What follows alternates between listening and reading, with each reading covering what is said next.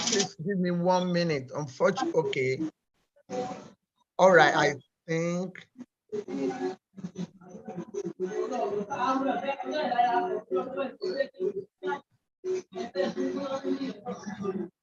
Okay.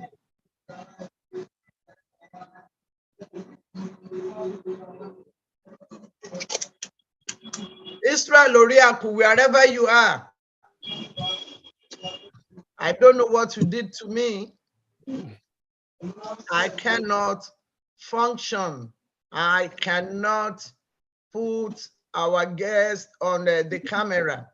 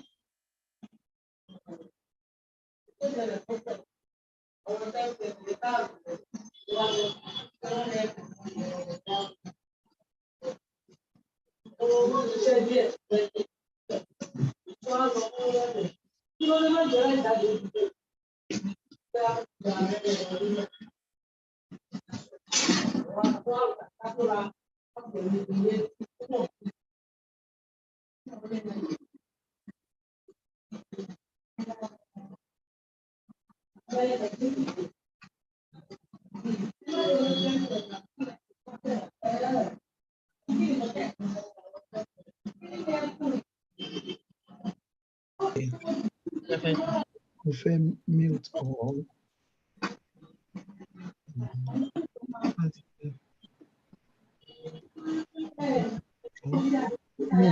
Me, if I can't leave on mute around, I don't know what happened. Then you just, Mommy.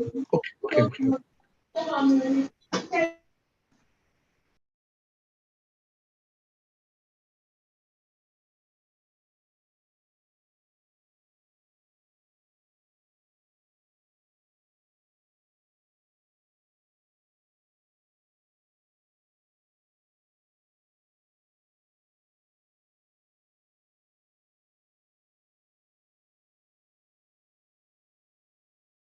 Hello.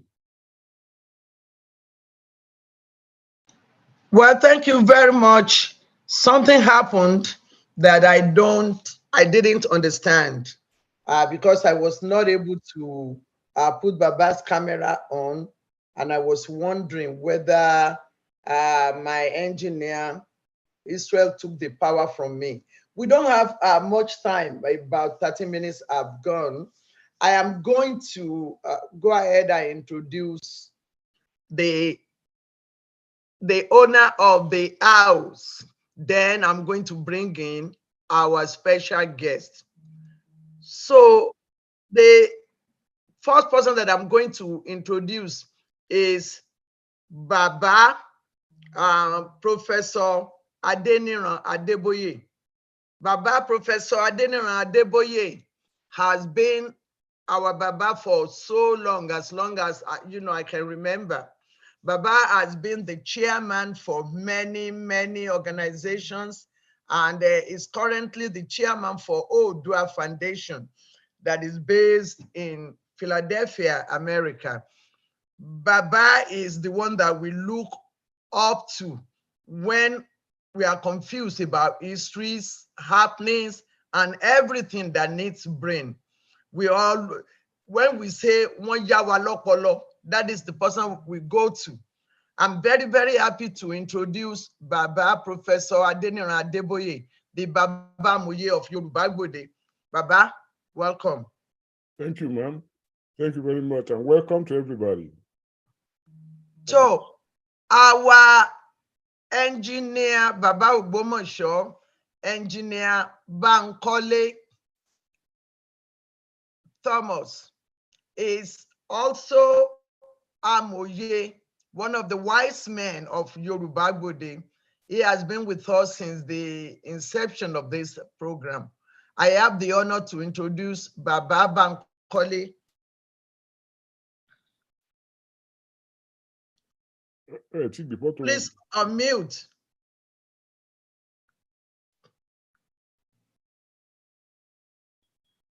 Baba Bankole, unmute. Baba Bankole, please unmute yourself. Boom. Baba Bankole.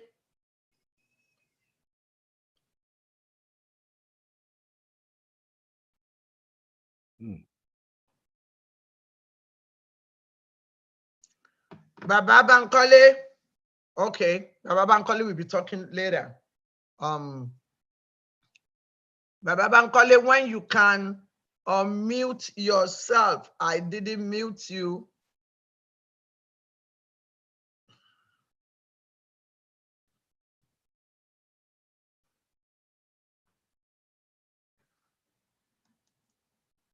Baba Bankole is not from me.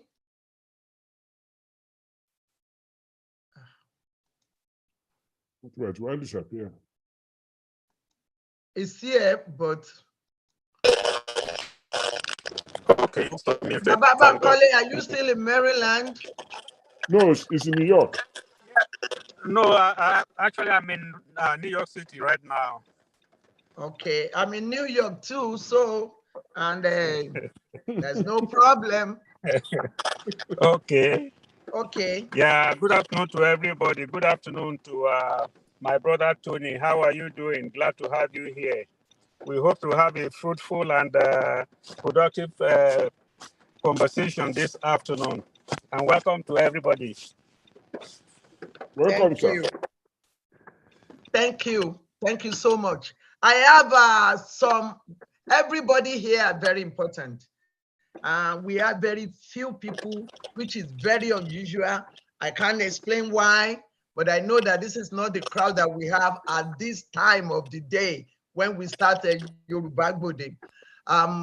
There are many people on YouTube, and engineer Uriaku said he didn't live Facebook today, but some people are tuning on the radio, which is available to our friends in Delaware, in part of Philadelphia and part of New York. So I'm very grateful and I'm happy that our people are here. We are still waiting for Baba Aliu. Baba Aliu is stuck at a meeting and is trying very much is trying his best to be with us. Like I said, I'm very happy that our guest is with us today. He's going to tell us in about 3-5 minutes where he's coming from and who he is at this time. Our topic is the last election, the relationship between the Igbo and the Yoruba. The last election, what transpired between Obi and Asiwaju Bola Ahmed Tinubu, and the consequence that led to Lagos is no man's land. Let me introduce that we have one of our very important personality, our own brother, the Giwa Olomi, the one that makes sure that everybody in Lagos can drink water. I like, because imagine if people in Lagos cannot drink water. Who else will drink water? Thank you, Alhaji Badmus. So we have Alhaji Mumin Badmus with us, and I'm very, very excited because he is one of those people who know what is going on.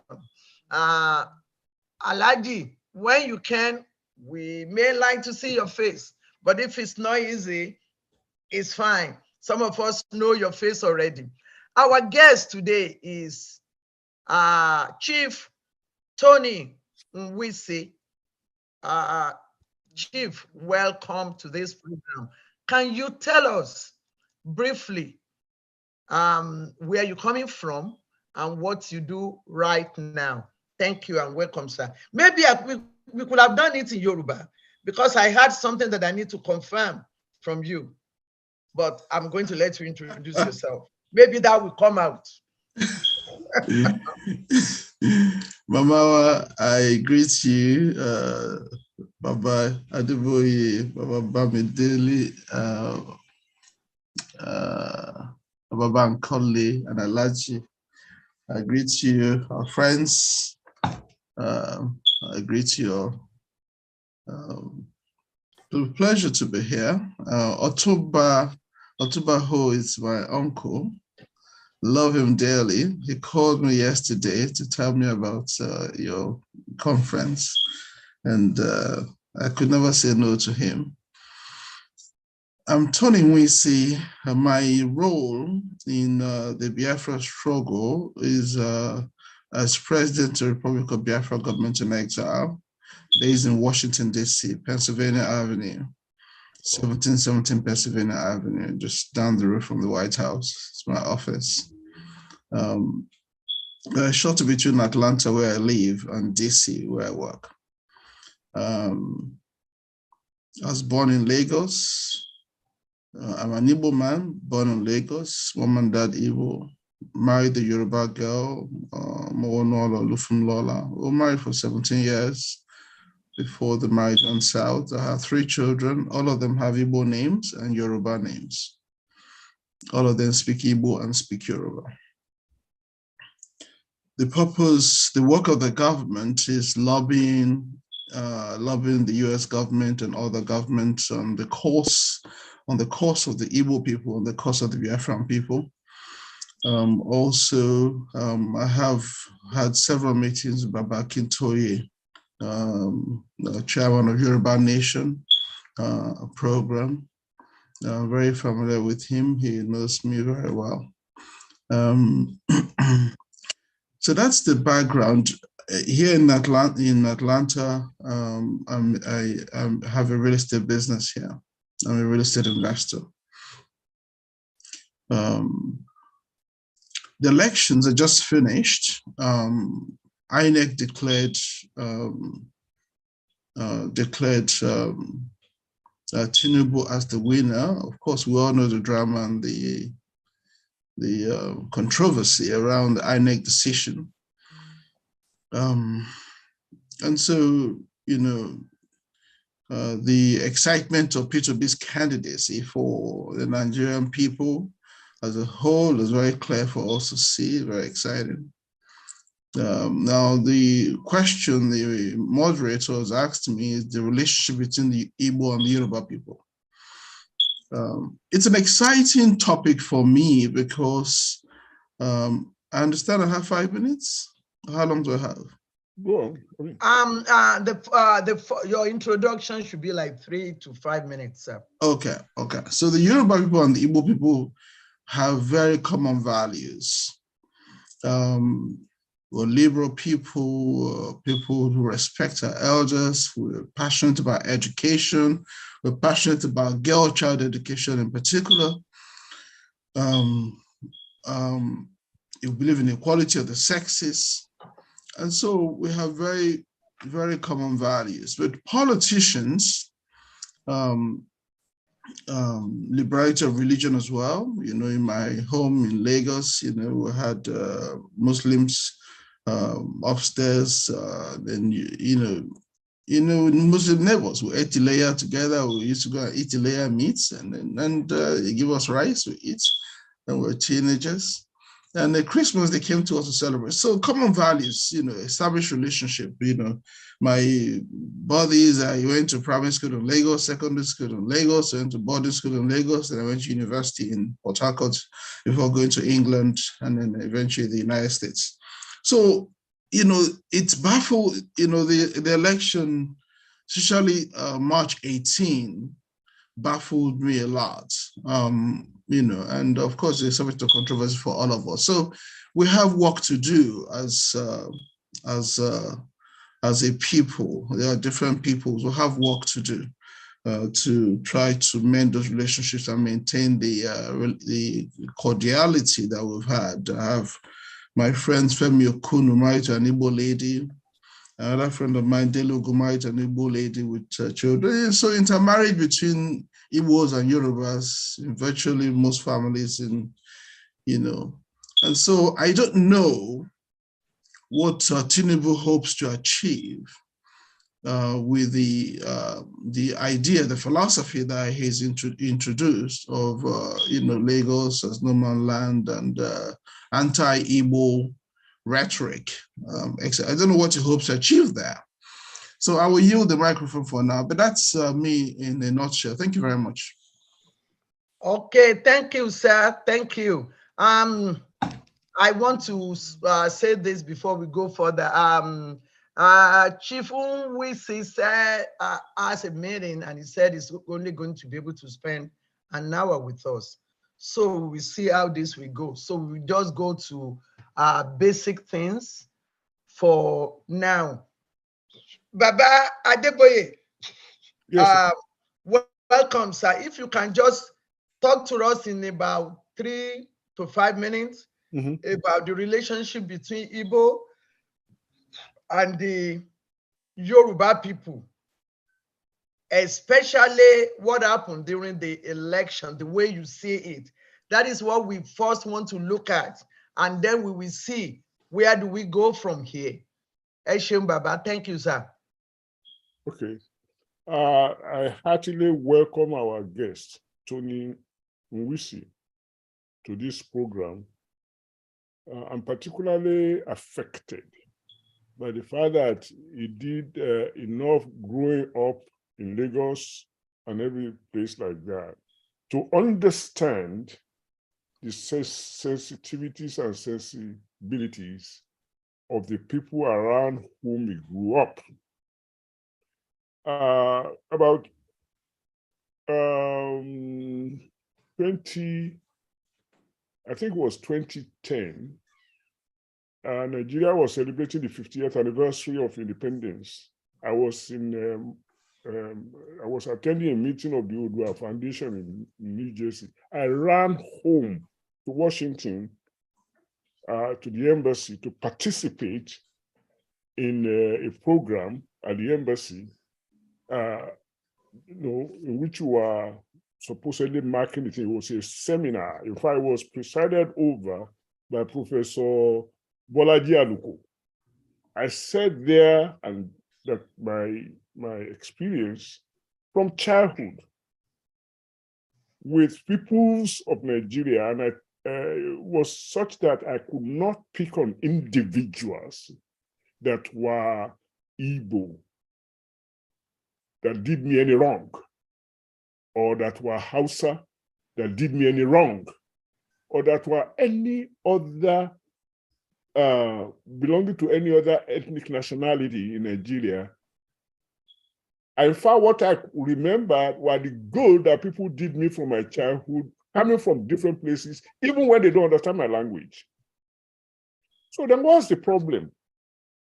The problem which our hosts will understand is this Yoruba proverb that says, "Asiwaju buruku ni ko ero eyin wogbe." It's not the peoples of Nigeria that are not good. It's very often the unhealthy competition between their so-called leaders, who have almost invariably been dealers. Now, I'm not condemning all of them. I'm just saying where the problem started.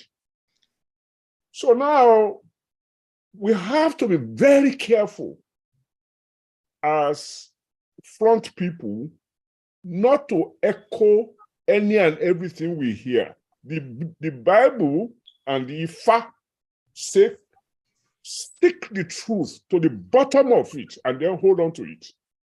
And I'm happy that our guest understands that. I am a passionate member of the Action Group Party. As I'm talking, I still belong to the Action Group. whether the government recognizes it or not. I have not yet joined any other party. So as an action grouper, my model have been the Awolowo crowd. And my concept of governance in Nigeria has been from 1952 January to 1961. And my concept of education, Ibadan, and the University of Ibadan. So everything that happened in my time when I lived in Nigeria was about a larger country. I want us to be very truthful. And what I'm going to say now will sound partisan, but it isn't. I have never heard Bola Tinubu say anything negative about Igbo people. So this question of Lagos, what is Bola Tinubu going to do with Lagos is this land, Lagos is that? He never verbalized any of that. To the best of my knowledge. So we must, if you think he did, please give us information about when he did, how he did. I am not running tackle for him. That man can defend everybody, can defend himself. I mean, but the point is, if we are going to be voices for our generality of people, if I'm going to be a decent representative of Yoruba sensibility, then I must not say things that make people trust what I'm saying and read it against the background of Yoruba people, because I'm only speaking with one mouth. So I must be very careful not to misrepresent Yoruba sensibilities and sensitivities. So leave Tinubu alone. In general, Yoruba and Igbo have, by the way, the word that is Igbo, not Igbo. Igbo is the evidence that the Europeans could not pronounce the GB sound.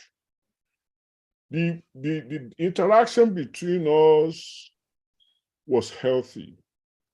The interaction within our politics started out very, very bad in the 1940s.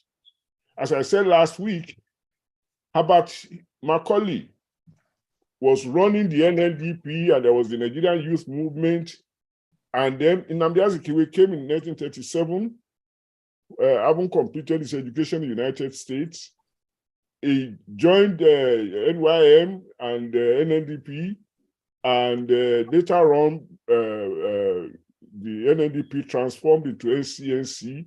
Herbert Macaulay died, and Nnamdi Azikiwe, the secretary, became the president of NCNC. All the people who are in the NCNC, East, West, or neutral, remained so. The Igbo State Union was created. That's what they call it, or should we say Igbo State Union, but that's what they called it at that time, was created, and in 1937, Azikiwe became the president of it. The same Azikiwe that became president of it was also the editor, the owner of the West African Pilot. So when the Awolowo and his crowd created Egbe Omo Oduduwa in 1945, they were what? 8 years behind Igbo State Union. And they were what? 18 years before Ibibio State Union. How come you call them a tribal organization if you didn't call yourself one? How come you see something wrong in that, in terms of a trend to nationalism, a trend to Nigerian autonomy and what have you? You don't see that as participating in that, but you saw the Igbo State Union and the Ibibio State Union as okay. But when the Yoruba group found one in London in 1945, wrong. And the West African Pilot is totally full of articles condemning Awolowo, calling Awolowo and all the people who founded Egbe Omo Yoruba, Egbe Omo Oduduwa, calling them Uncle Toms and this and all kinds of things that are just not good. That's where the poison started in 1945. Then those Awolowo had the temerity to come and found the first branch in Lagos in 1950. And then all the organizations started ridiculing them for bringing quote unquote tribalism into politics. Hey, what was Igbo State Union? What was Ibibio State Union? Why is it wrong only when Yoruba do it? I think we want to examine that with all honesty. You gave me only 3 minutes, but let me just ask our guests. Given your current position with the Biafra movement, do you see Lagos as part of a future Biafra? I think that would be a question that would be of interest to some people in the audience. Thank you, Baba. Thank you so much. It's funny because my next question that I wanted to ask Chief Tony Nwise relates to that. One of the bone of contention, one of the controversy that went on so long during the election was Lagos does not belong to Yoruba. Lagos is no man's land. And I think it started since 2015 when there was something happened between the Oba of Lagos and some Igbo on the issue of the next governor at that time. So my question, if I can weave it with what Dr. Adeniro Adeboye said, what do you think is the reason why people say Lagos is no man's land? And do you believe that? And then, like what Baba said, do you think in future you are looking at Lagos as part of Biafran establishment, despite the distance? Oh, thank you very much. The idea of Lagos being no man's land is a nonsense. It's purely nonsensical. I don't know, it's like saying Onitsha is Yoruba land or Onitsha is no man's land. Lagos is Yoruba land. End of story. I was born in Lagos. I'm a Lagosian. But I know if Yoruba nation were to break away today, I would acquire Yoruba citizenship by virtue of birth, even though I'm an Igbo man. But anyone saying that Lagos is no man's land simply do not know what they're talking about. It's a nonsense. And I do not believe it is a matter, an idea that came from the Igbo people. I think this idea came from the politicians as a tactic to divide us. Okay? I mean, there are three, it's a nonsense. It doesn't even deserve a minute of our time.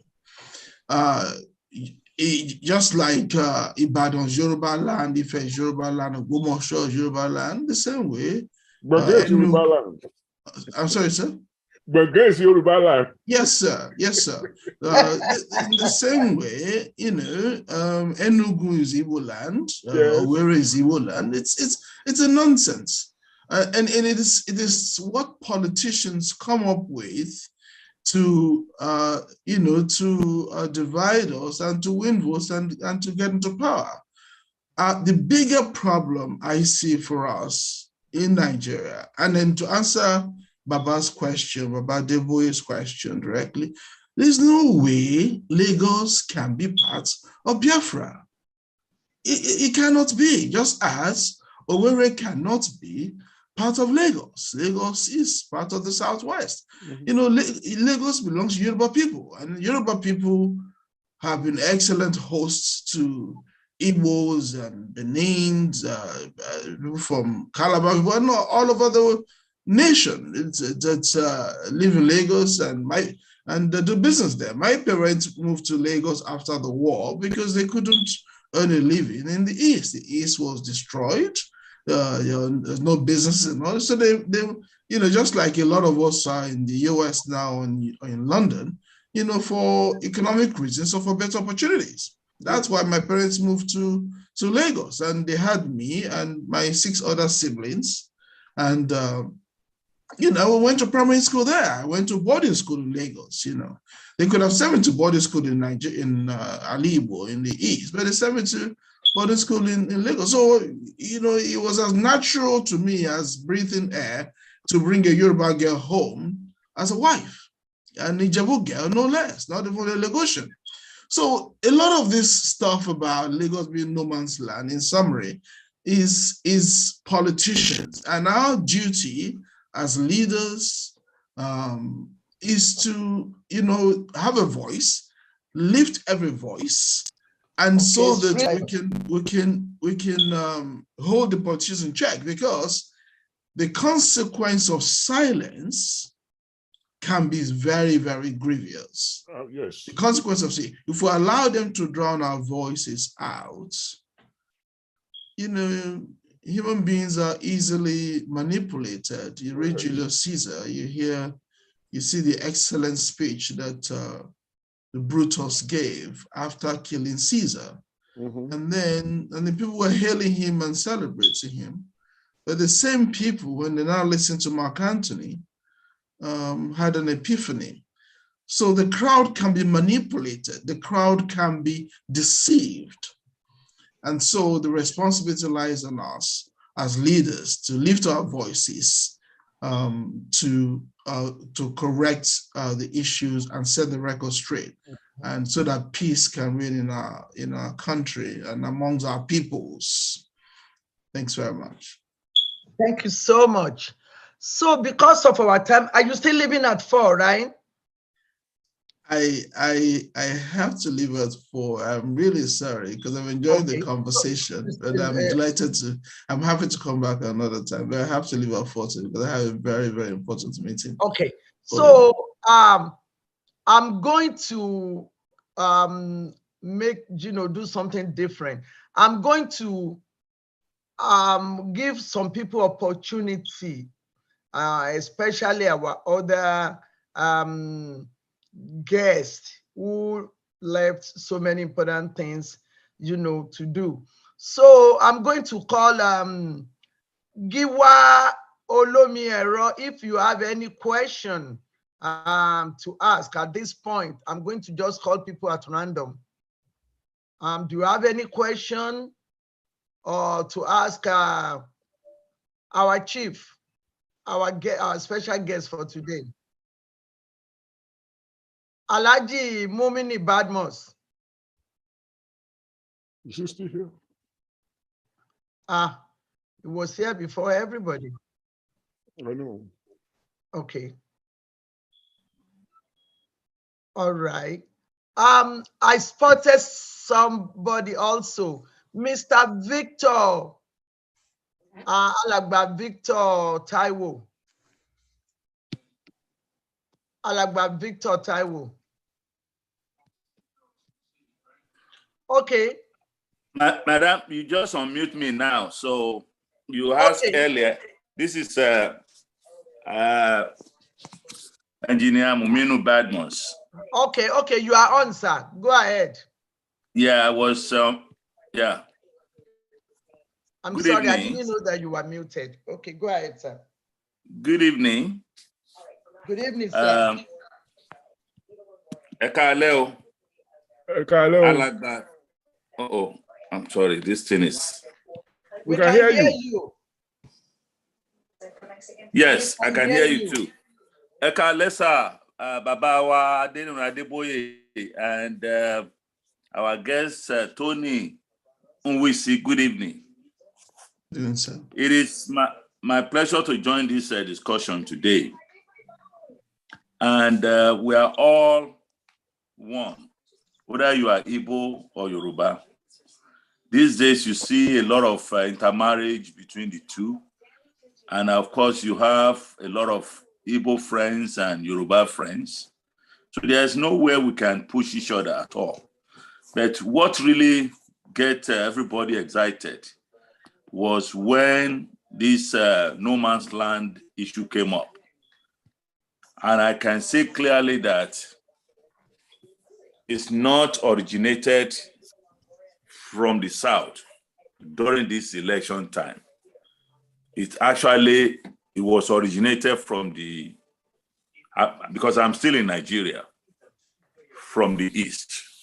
And I heard a lot of noise about it from the East also.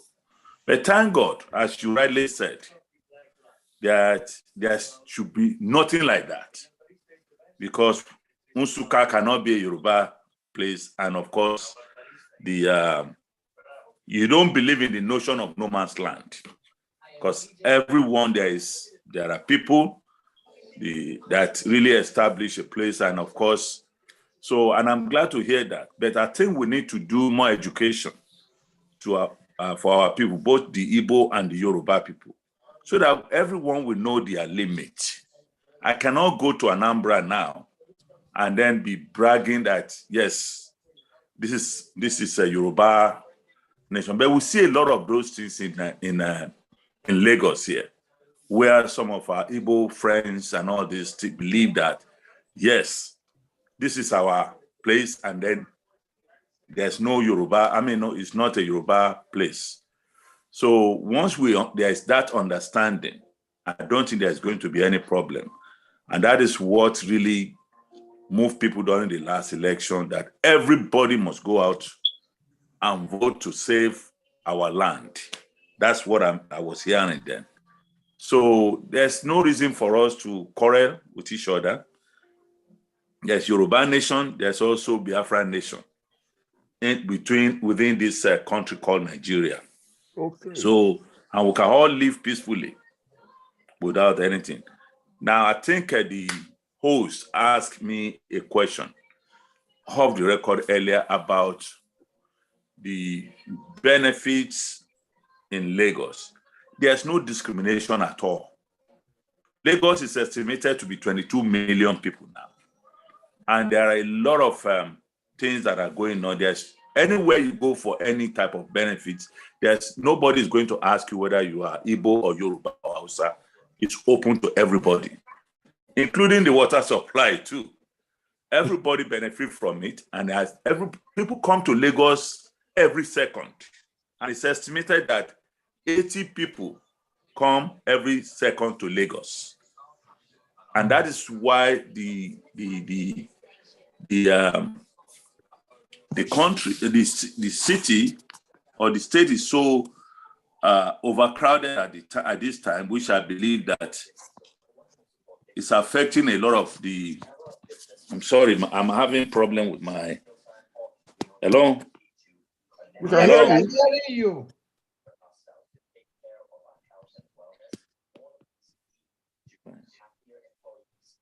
We can hear you.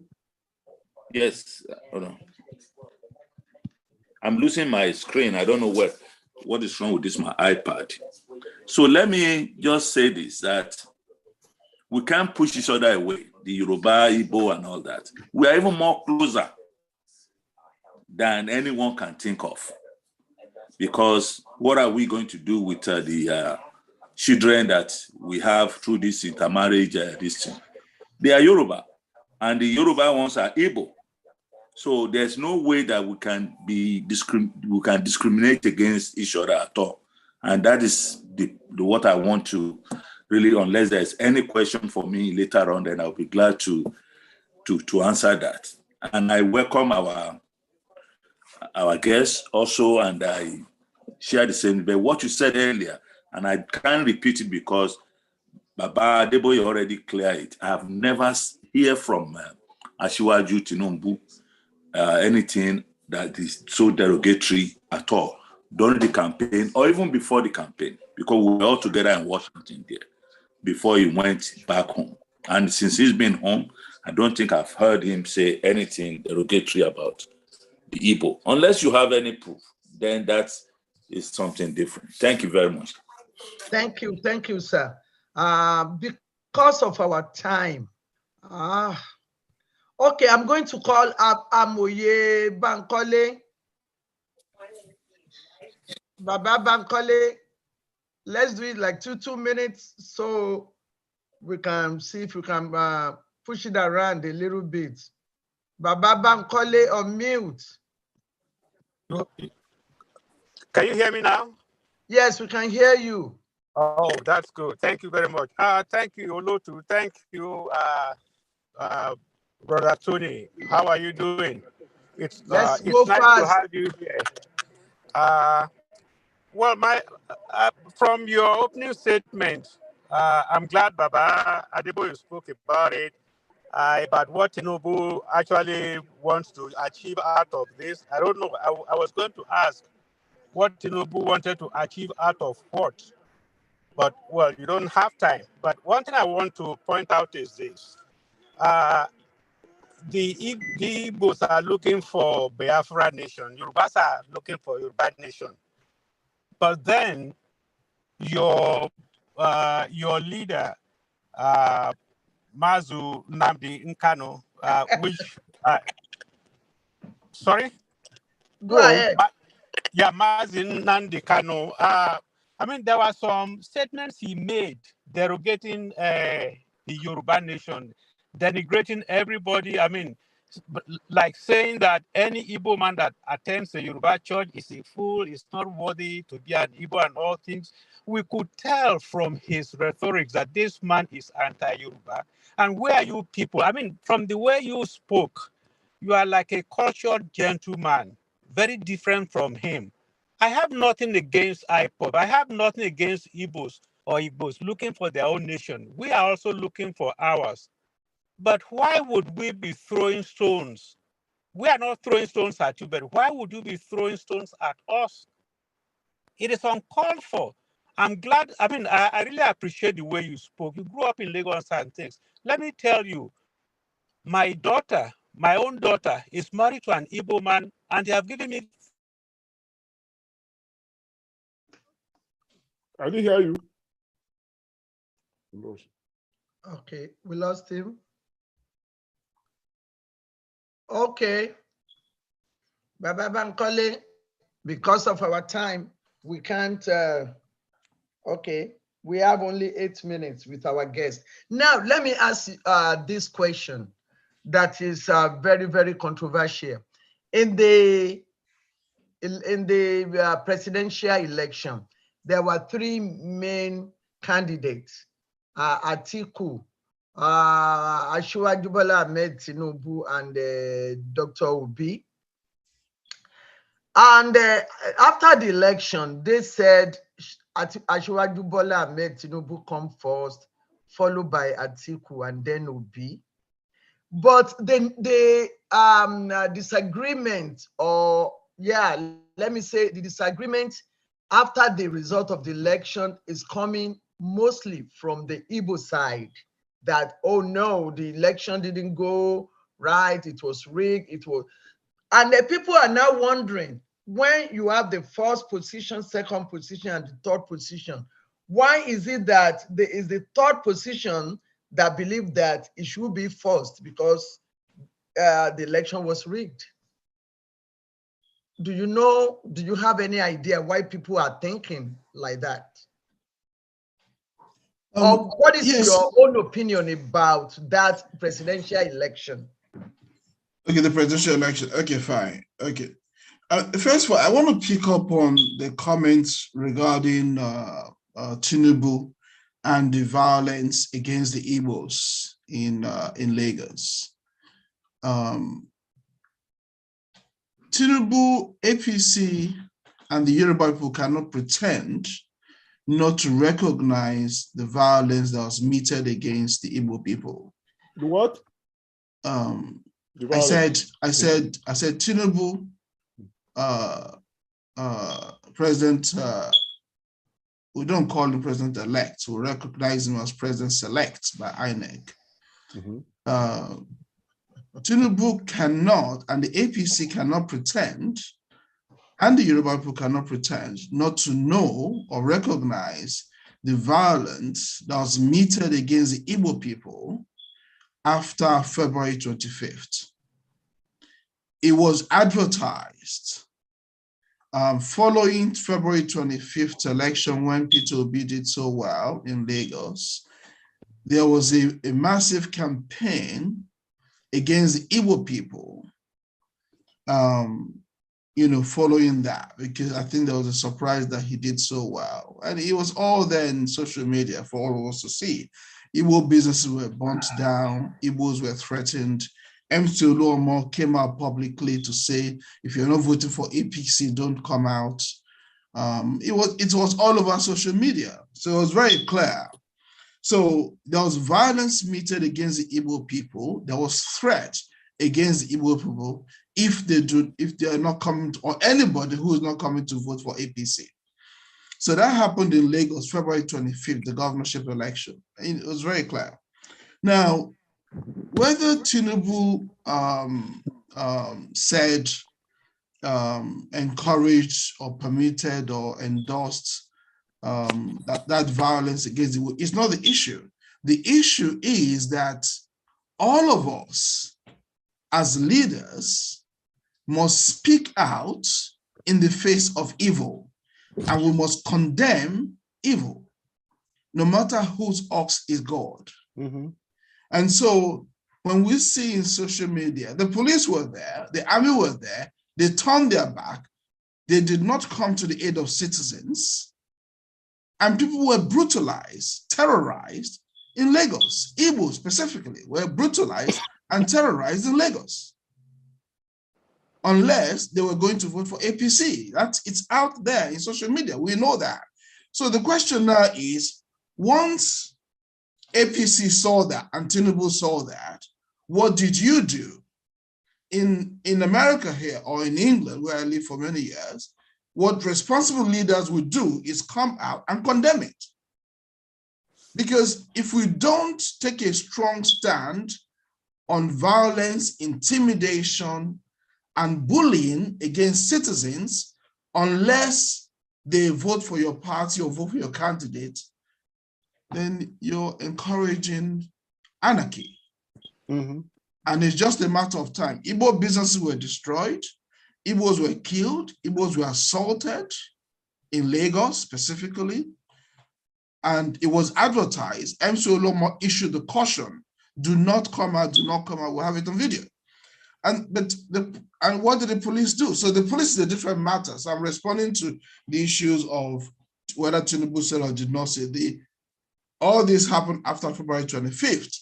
But what did President-select Tinubu do after this happened? That's what I'm talking about. And that's what all of us is doing. Now, the issue of the presidential election, the next question I was asked is the issue of presidential election. I mean, the election was clearly, the evidence we have is that INEC did not follow its own processes. I think Peter Obi is contesting the results. I think he's entitled to contest the results.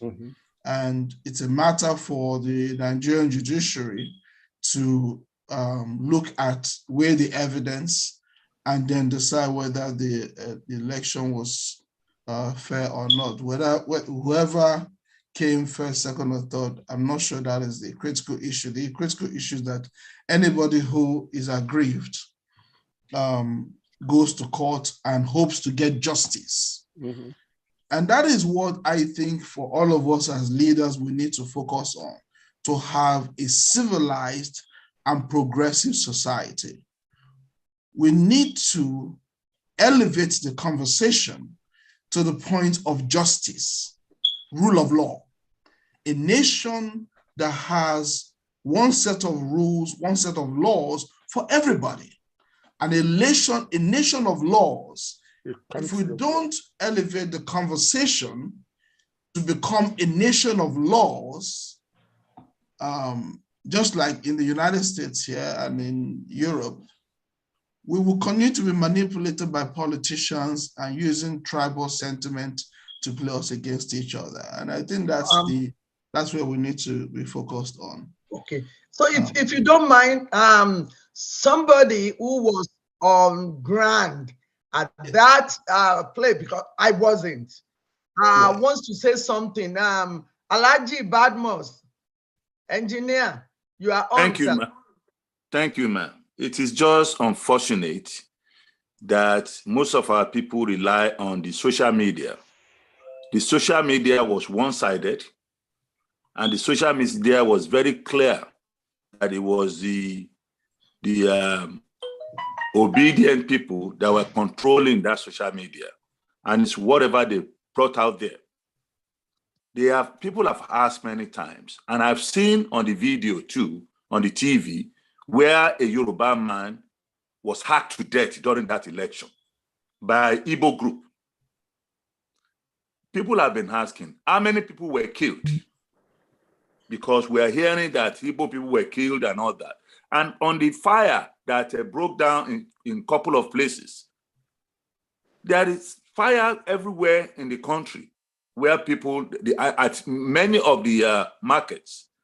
This is just a couple of incidents that happened in Lagos. Then secondly, there was a statement earlier of Nnamdi Kanu during the EndSARS when they put Lagos on fire, burned billions of assets. Did anybody come out and say anything about that? Is it okay to do that? Can we go to Onitsha or anywhere and put the entire city on fire like they did? So must we just sit back and let the same thing that happened in those places happen in Lagos? This is not going to happen in Lagos again. You didn't say anything about that. There was a question about it. Nnamdi Kanu was on radio, pushing people to go to Oyingbo, to go to everywhere and burn everything down. Is that proper? Did you say anything at that time? Did you come out and speak? Did any Igbo leader come out and spoke against that? Come on. That's all I have. Okay, I'm happy to respond to that. By the way, I have sent a message to my people. I'm going to, because of the seriousness of this conversation, I have moved my time around, so I'll stay on for 2 hours. Oh, good. Okay, thank you. Yeah. So let me respond to the gentleman that just spoke. Any death, any violence against anyone in Nigeria, in our territory, needs to be condemned, whether it's an Igbo man or Yoruba man or Bini man. Mm-hmm. Because we're all citizens of this country. So a Yoruba man killed in Lagos or killed in the East is as terrible, as condemnable as an Igbo man killed in Lagos. And we all, as leaders, must elevate the conversation by condemning that. And that's why I said we need to raise our dialogue to the level of justice, to the level of rule of law. Nigeria needs to be, if we don't insist that Nigeria be a nation of laws and a nation where the local government, the federal government, and the citizens, no matter who you are, obey the law, then we're not going to make progress. That is where we need to go. We need to elevate that conversation. Now, on what the gentleman said about Mazi Nnamdi Kanu, I wasn't in Nigeria during the EndSARS protest. I was actually in London at that time. That's number one. Number two, I heard the broadcast where he was saying, burn Tinubu's house, burn Tinubu's building, destroy everything. I do not agree with that. I do not accept that rhetoric. I condemn that rhetoric. It is not helpful at all. It doesn't help our cause at all. And I think that I don't know what was going through his mind when he did that, but I would never support stuff like that because it doesn't make any sense. Mm-hmm. The EndSARS protest was young, disciplined people protesting against the violence of Nigerian police meted against our citizens. Our sons and daughters, well educated, very mature, well organized. They came, they were helping each other. They came with their chargers, they came with their food, they came with their water, they came with their broom, they swept the place, they cleaned the place, they played their music, they were having a carnival, they were having their voices heard. Citizens speaking to their elected representatives that their voice might be heard. But the Nigeria government and under Sanwo-Olu invited the military and unleashed the guns of the military against our young men and women. That is injustice. And these are the conversations we must have as a people, because if we do not have those conversations, EndSARS was the young people from different families. Tomorrow it could be somebody else, it could be your son, your daughter, my wife, my children, etc. What kind of society are we building? So we have to have these conversations around justice, around rule of law. Nigeria must be a nation that believes in the rule of law. Without it, we're not going to make progress. And I'll say this about the Yoruba people. I love the Yoruba people. The Yoruba people are very sophisticated, they're well educated, they're very cultured. Okay? I have no problem whatsoever with Yoruba people. And that's why I felt comfortable enough to marry a Yoruba girl. I felt comfortable to bring a Yoruba girl to my parents. And my parents endorsed it. So I got my parents' blessing. In fact, I got the blessing from my late father-in-law, who actually gave me a Yoruba name. Give me a Yoruba name. Give me a name, Laolu. Laolu is my Yoruba name that Baba Akintola gave to me, my late father-in-law.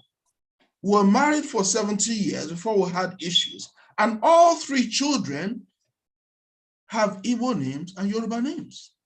And they speak both languages. A wonderful woman that's the Baba Akintola gave to me, his daughter to marry, a medical doctor. Lovely lady, lovely, lovely lady. So, and I look at the history of the relationship of the Igbo people, my friends, my childhood friends, primary school, secondary school, and up to now. We have common values. We're tolerant people. We have a good relationship, but we have allowed the politicians to dominate the airwaves. We have allowed the politicians to divide us, to manipulate us. We have not lifted our voices, and that's a duty all of us have. We must lift our voices and demand that Nigeria must be a nation of laws, a nation of rule of law. And if we do that, whoever offends must face the consequences. So we cannot be selective when we begin to look at this. And that's where we make the mistake in Nigeria. It's a very emotional subject. It's very easy to manipulate Igbo people against Yoruba people and Yoruba people against Igbo people. I happen to be in a unique situation like my friend Femi Okunu and several of my other friends and others you will know who are married to Igbo men married to Yoruba ladies or Yoruba guys married to Igbo ladies. It's so much intermarriage, the relationships, you know.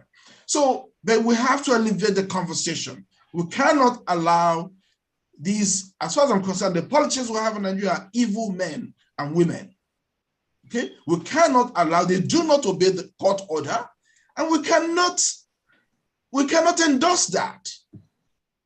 We cannot endorse that. Now, I understand politics is about interest, and I understand the Yoruba people's excitement about Tinubu going into office in spite of his own personal circumstances. Politics is about interest, and that is good. But I'm inviting the Yoruba people to not only just focus on that interest, but understand that We are all in Nigeria together. And we must insist that Nigeria be a nation of laws. Rule of law. If we don't insist on rule of law, we'll have all these shenanigans going on where MC Oluomo can go in public and threaten the Igbo people and he doesn't get arrested. Or where a young man was slaughtered on the streets of Lekki by some Fulani guys, surrounded him and beat him up, and nothing happens. A young lady somewhere in the north 2 years ago was stoned to death, and nothing happened. And so if this forum, if this gathering is to fulfill its destiny, its purpose, we must elevate the conversation to that of the issue of justice in Nigeria and equality. And that way we'll begin to make progress as a country made up of different nations. Thank you very much. Okay, thank you, sir. Thank you so much. Thank you so much. If you are just coming in on Yoruba Agbo, whether on YouTube, on New World Radio, or on YouTube, or on Zoom, this is Yoruba Agbo. What we are looking at is the relationship of the Igbo and Yoruba, especially on the last election, the governorship election in Lagos, and the presidential election generally in Nigeria. Our guest is Chief Tony Nwisi of Biafra Government in Exile. If we have time, you're going to explain to us what that means actually. I'm going to call Baba Moye, Baba Adeboye, because we were, scrubbing for the time, and I didn't, he didn't have the opportunity to talk much about that part of the things that we're saying now. Baba Adeboye, you are on, sir. Thank you. Are you ready? Yes. Can you hear me? Thank you very much. Yes, sir.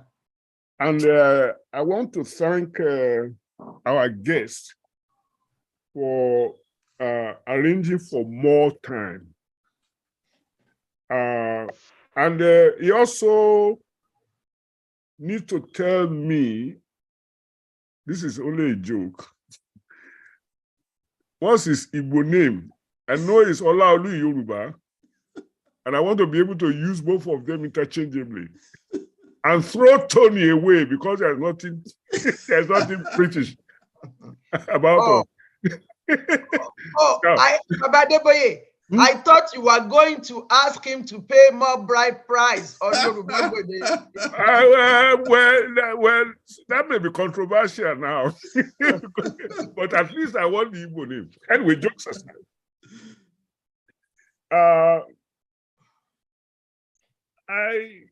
I need to tell our guests and our audience that we've been having elections in Nigeria since 1952. I'm talking about countrywide election. And I need for you to forgive my use of the English language. Nigeria is not a nation. The Igbo is a nation. The Yoruba is a nation. That's correct. Hausa is a nation. Nigeria is not a nation. That's correct. It is a country that we want to make. We want it to be a country that incorporates all those nations. We didn't start out that way. It was forced on us in 1914. It must be realistic about what we have.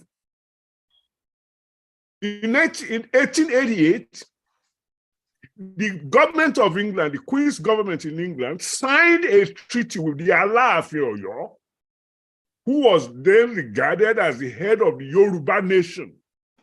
And that's how Yoruba nation came under the purview of the British after the, the Berlin Conference, where they partitioned Africa. Alaafin Oyo was supposed to have signed a treaty. I don't know how he did it, not knowing English.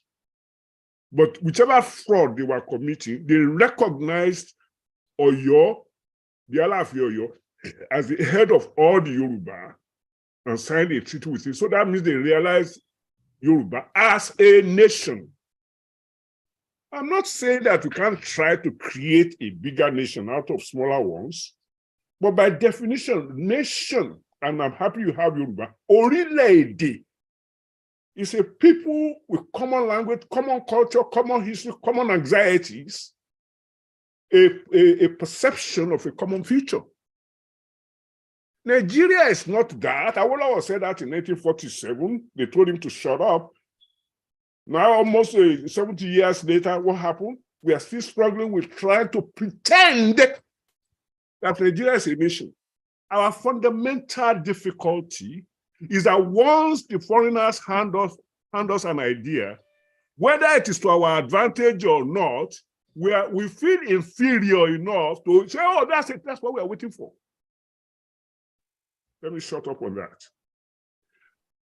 Yoruba as a nation, however, has always been compelled to embrace visitors and strangers. Ifa dictated it thousands of years ago. It is in our culture. Check with your wife, check with your father-in-law. It is embedded in the DNA of Yoruba to embrace strangers. So even though it considers it is a nation, it continues to expand its love. In fact, there's a Yoruba proverb that says, "Ajegbodo nweni kunra." That is somebody who is enjoying some kind of dishes or whatever, whether it is positive or negative, he wants to bring people around him to share it. That is Yoruba. Not that Nigeria can be that. Not that Yoruba are the only nations in the world that do that, but that's who we are. Now, the cross purpose started way back in 1952. Or should I even go back when this idea of Lagos is no man's land started way back in the 1940s, before the British allowed countrywide elections. There is a statement attributed, well, it's not a statement, I have it printed from my computer, in which Azikiwe himself said that whatever he said, Anyawo, what's his name? Anyway, the point is that the domination of Nigeria, indeed Africa, was a question of time. So all the push and pull that Zik and his newspaper were making in the 1940s, they created an atmosphere in which people were no longer trusting each other. By 1952 January, Zik was saying that the election into the Western House of Assembly. Oh,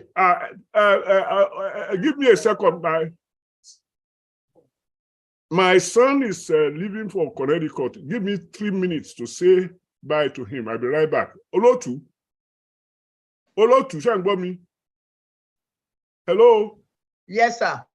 Please handle this thing for me for 2 minutes. Ilesemi is going back to Connecticut. Yes. Otunba Ozen. Otunba Oseni. Hello, Ekale Gbogbole. We speak in English. Can you spend the 3 minutes while we are waiting for Baba, because I saw your hand up? Okay, our friend, our guest is more of Yoruba than Igbo. I've known him now for years. When it comes to my house, we speak more Yoruba than Igbo. Even I was then married to an Igbo woman. Now, there are one thing I quickly want to correct. The part of what the president of Biafra said that I think need to be addressed. That's relating to Asiwaju. I don't think Asiwaju at any given time instigated or alleged that Igbos want to take over Yoruba land. Some of these comments could have been heard from the ordinary Lagosian, ordinary local politicians. But I wanted to touch somewhere else completely different from all what we are saying. And my take on all this is this, and this is very important. In another 30 or 40 years, I want us to cast our mind forward, that our children will be around. I cannot see any of us here, I'm not trying to be negative, any of us that are going to be around another 40 years from today. So when we look at the coming years, when our children will be, I don't want us to dig or to leave a kind of a situation where the Igbo wives we had or the Igbo husbands we have with the children that has been mixed should not be able to relate, cannot be able to work together. That's saddening my mind. And that is who I am. That is what I think. So that's one area I think we should ponder. We should start thinking about it when we make national or broad-based conclusions. So for me, we should look at the future that the children of Tony Nwese will probably end up with the children of Chris Akingbade or Baba Adeboye, and many of us here tonight. We should be looking at that. We should not close our mind and say it's only today, tomorrow will come, because we have lived, some of us have lived so many last 30, 40 years. Thank you very much for allowing me to come. And I want to thank Tony Nwese to honor us. It was a last minute arrangement. So I want to appreciate you. Thank you very much for coming, sir. Yeah. Thank you, my son. Baba, you are back on. Yes, yes, thank you very much. If I'm a little on the loud side, please forgive me. I'm in my 80th year, so I'm very anxious to find peace in our country, in our nation, in our country, in the entire continent. So, in search of peace, I tend to be a little loud in driving home the facts that I witnessed. In 1951, my father was the Baba Egbe, that is not the chairman, but superior to that. Baba Egbe is the father of the NCNC in my area. He was also Baba Ijo, that is the lay head of the church, African church in Gbagbo. Now, the reason I'm mentioning that is that I was a young man. I was just in elementary school, and I was already introduced into electoral politics because it was happening under my roof. For the election to be over, December 51 to January 52, and you see, I could read the newspaper at that time in English, because my teacher forced English on us in the first grade. That's Jebu man. To say that the British published that the action group had 38 seats out of 80, and 5 people who were running as independent were added to that to make 43. To say that the action group did not win the Western election in 1952 is a lie. Why is it a lie? Because the returning officers, the British, have it in their record. It's still in the Hansard as we are talking. 43 people out of 80 were loyal to the action group. Now, were there people who joined the action group later? Yes. By the People's Party, 6 of them, 5 of them decided, out of the 6, 5 of them decided to join the government of Chief Awolowo. The one person who didn't was Adegoke Adelabu from Ibadan. If you add 5 to 43, you get 48. On the day that it opened Parliament in 1952, a guy who ran on the candidacy of Otuedo Kensington Mama from Benin area joined the action group. That's how the government in the West became more and more Awolowo government. It started with a real majority, and that majority include there was no carpet crossing, there was no house in Ibadan. There are people with one party on this side, the other party on that side. That's the first time that the parliament was meeting. There was no carpet to cross. There was only a grouping and regrouping to do before sitting down. So for Azikiwe to say that Yoruba parapoison is the reason that Awolowo excluded him from being leader of government in Western Nigeria, is a lie. And it poisoned people's minds. Till today, Igbos believe till today that Awolowo prevented, that Awolowo parapoison prevented Azikiwe from being the premier of Western region. And Western region, by the way, how did Azikiwe get there? Because Lagos was part of the West. Akintola Azikiwe won a seat into the Western House of Assembly from a Lagos constituency. So did,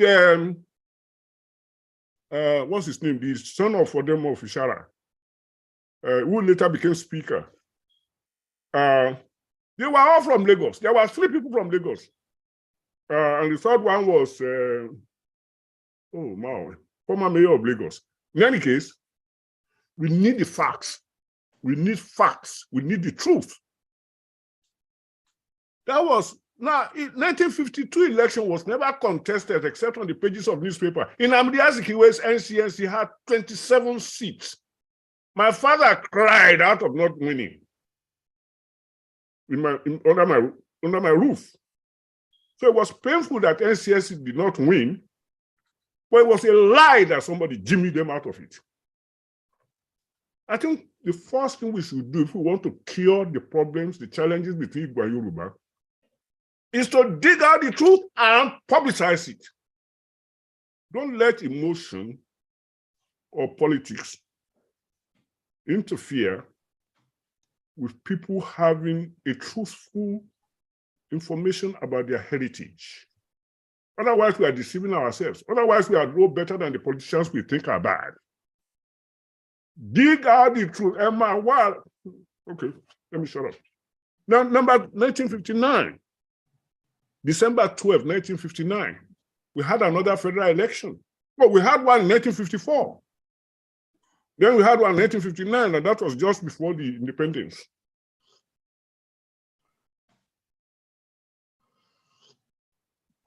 We, on the Western side, did not find it credible in terms of what happened everywhere. The Action Group won 25 seats in the North. The Action Group, UMBC, United Middle Belt Congress of J.S. Tarka, we won 25 seats. But Action Group believed they won more, that it was rigged in some parts where they could have won. And in fact, it was because they sent in hoodlums. When I was young, we used to call them dandoka, to frustrate campaign assemblies in the North when Awolowo and his people were there. That's why they were not able to win more constituencies, that the whole thing was rigged. We live with it. Adegoke Adelabu in 1952 wrote a book in which was joking. He says, Nigeria in evolution. What it meant is Nigeria in evolution, but he was an interesting guy. I have the book here. Nigeria in evolution is not a nation. That's why it is in evolution. If we want it to evolve into a Nigeria of our dream, we have to work hard, but we must shun falsehood. Now, my brother, Laolu Nwisi. I have in my paper, in my hand, a printout in the news of 28 September 1998. The opinion is written by Athan Zeribe, in which says no to Yoruba presidency. That's 1998. That is about 5 years after he participated in rubbishing Abiola's election. Then there's another election coming now, and he says no to Yoruba presidency. If he was successful, along with Association for Better Nigeria, in frustrating Yoruba presidency in 1993, and 5 years later he's doing it again, how long does it take for Yorubas to say that the Igbos, who are the major participants in this, were always frustrating Yoruba? How long does it take? And what should be their reaction to that? And we are saying politicians do whatever they do. One of the things they do is to damage the value of the populace. But the populace, being a mob, will follow their leaders or dealers. Shogun Sombolo. That's where our problems rise. If we are going to be honest. If we are not going to be honest, then we are going to always find broad statements, broad strokes. You say that somebody says something and say, oh, all the Yoruba are saying it. I mean, an Igbo says something, say, all the Igbos are saying it. Well, in a manner of speaking, yes and no. Because the people who didn't say it are in any case going to end up following the people who said it, because that's why they call them leader. And that's why the Yoruba want us to be very careful. How? They say, we must evaluate our so-called leaders in case they are dealers, only dealers. If we don't evaluate them, they can grandstand, they can, and that's in the manner of speaking why I like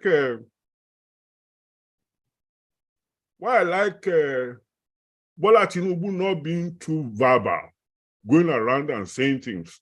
Because in his position of leadership, people will read everything he says against the people that he's supposed to be leading. For example, you said, why didn't they do something about this? Why didn't they do something about that? Well, when they killed the lady in Ondo State, I forget the name. I'm getting old. The leader of Afenifere's daughter. What did Tinubu say about it? What did Obi say about it? What did Buhari say about it?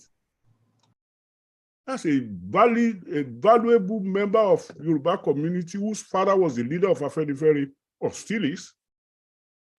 I'm very old man too. A very old man. I visited him in what, 2015. Enjoyed his company and ate his food. That's the more important part. What I'm saying is, what did anybody say about it? No matter what you say, and I'm not condemning them or anything like that, if Tinubu is a politician with countrywide interest, how is he going to manage the challenges that are posed across nationality lines? If you are seeking to be participating in a country, Nigeria, countrywide, one acceptability countrywide, how do you react to things that are happening that have international how will I say that is international? Because Nigeria is not a nation. Igbo, Yoruba, Hausa, they have complete implications along those lines without alienating somebody. So sometimes we just say, well, I'm going to be quiet and let other people speak who are not going to be misinterpreted the way I can be misinterpreted in my position of leadership.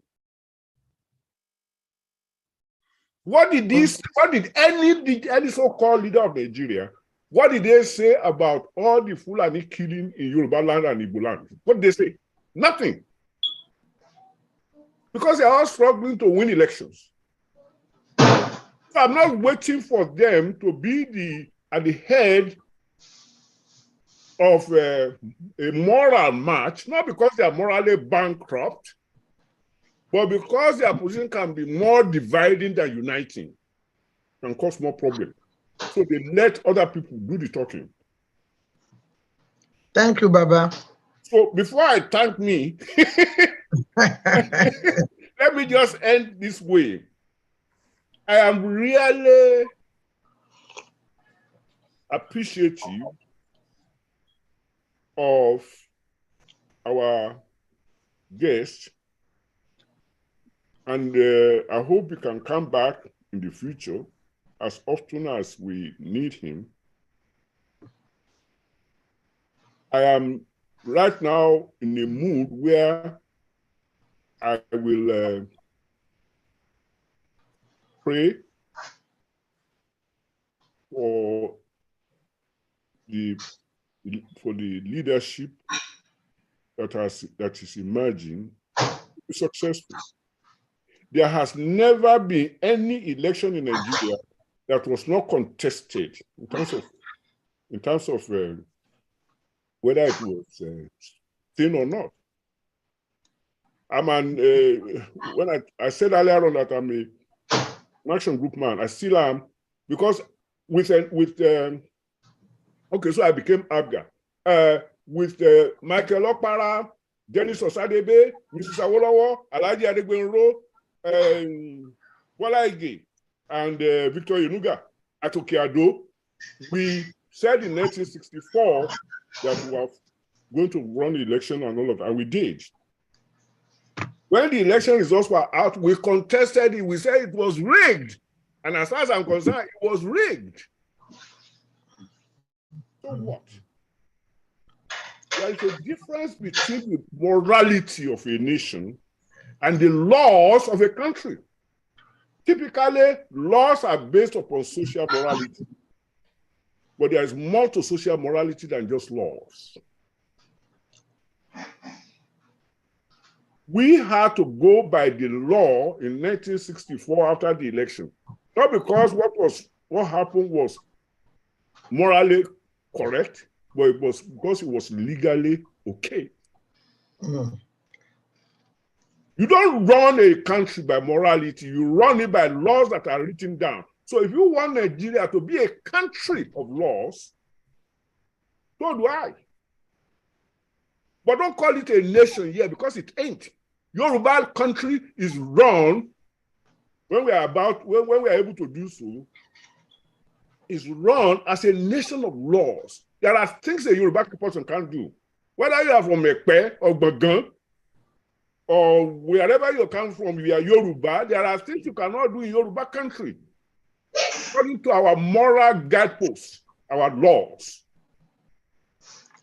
But Nigeria is not like that. There are things I can get away with at Oloibiri that I wouldn't get away with in Onitsha. So my brother, problem that we will have that we can begin to cure is problem of language. And I'm not talking about Yoruba, Igbo, and so on and so forth. I'm talking about the English that we use in common. How do we interpret it? What are our expectations about what we are looking for in the country of Nigeria? For instance, you are a member of the Biafra government in exile. That is reflecting your nationality interest. But you also are talking about our country. That's a realization of what you belong to now, according to law, international law.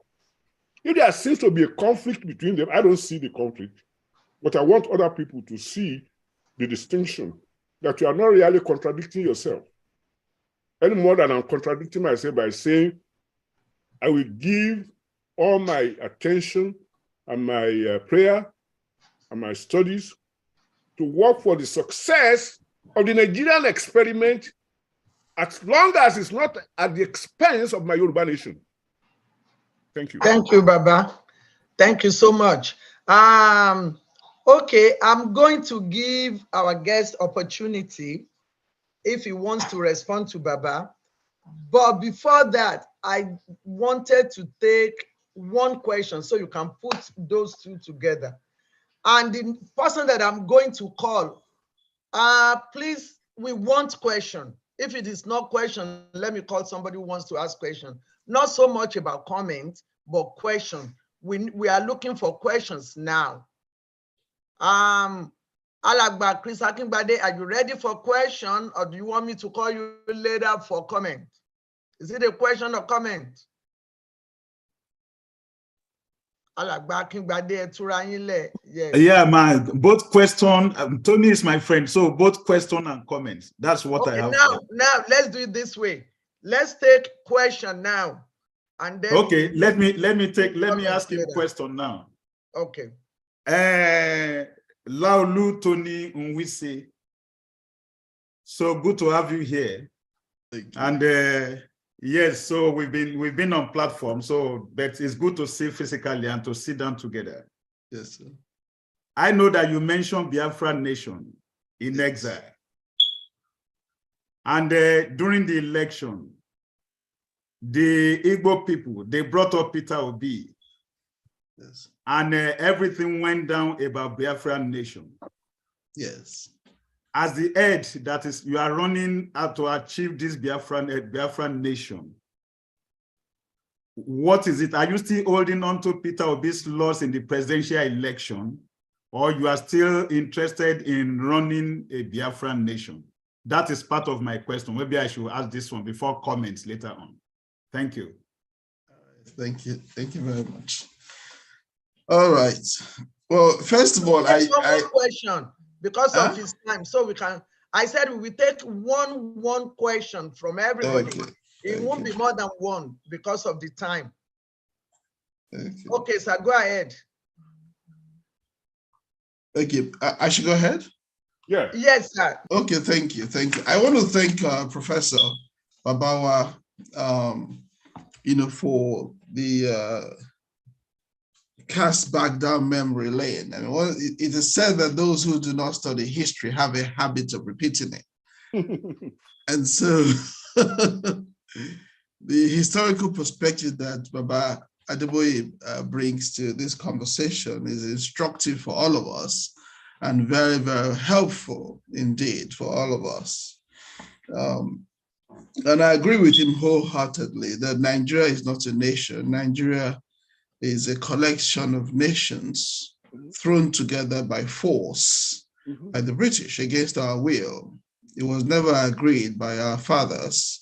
In 1914, Lord Lugard and his mistress, or his girlfriend, in the midst of their romance, decided to coin the name Nigeria, and some people call it Niger area.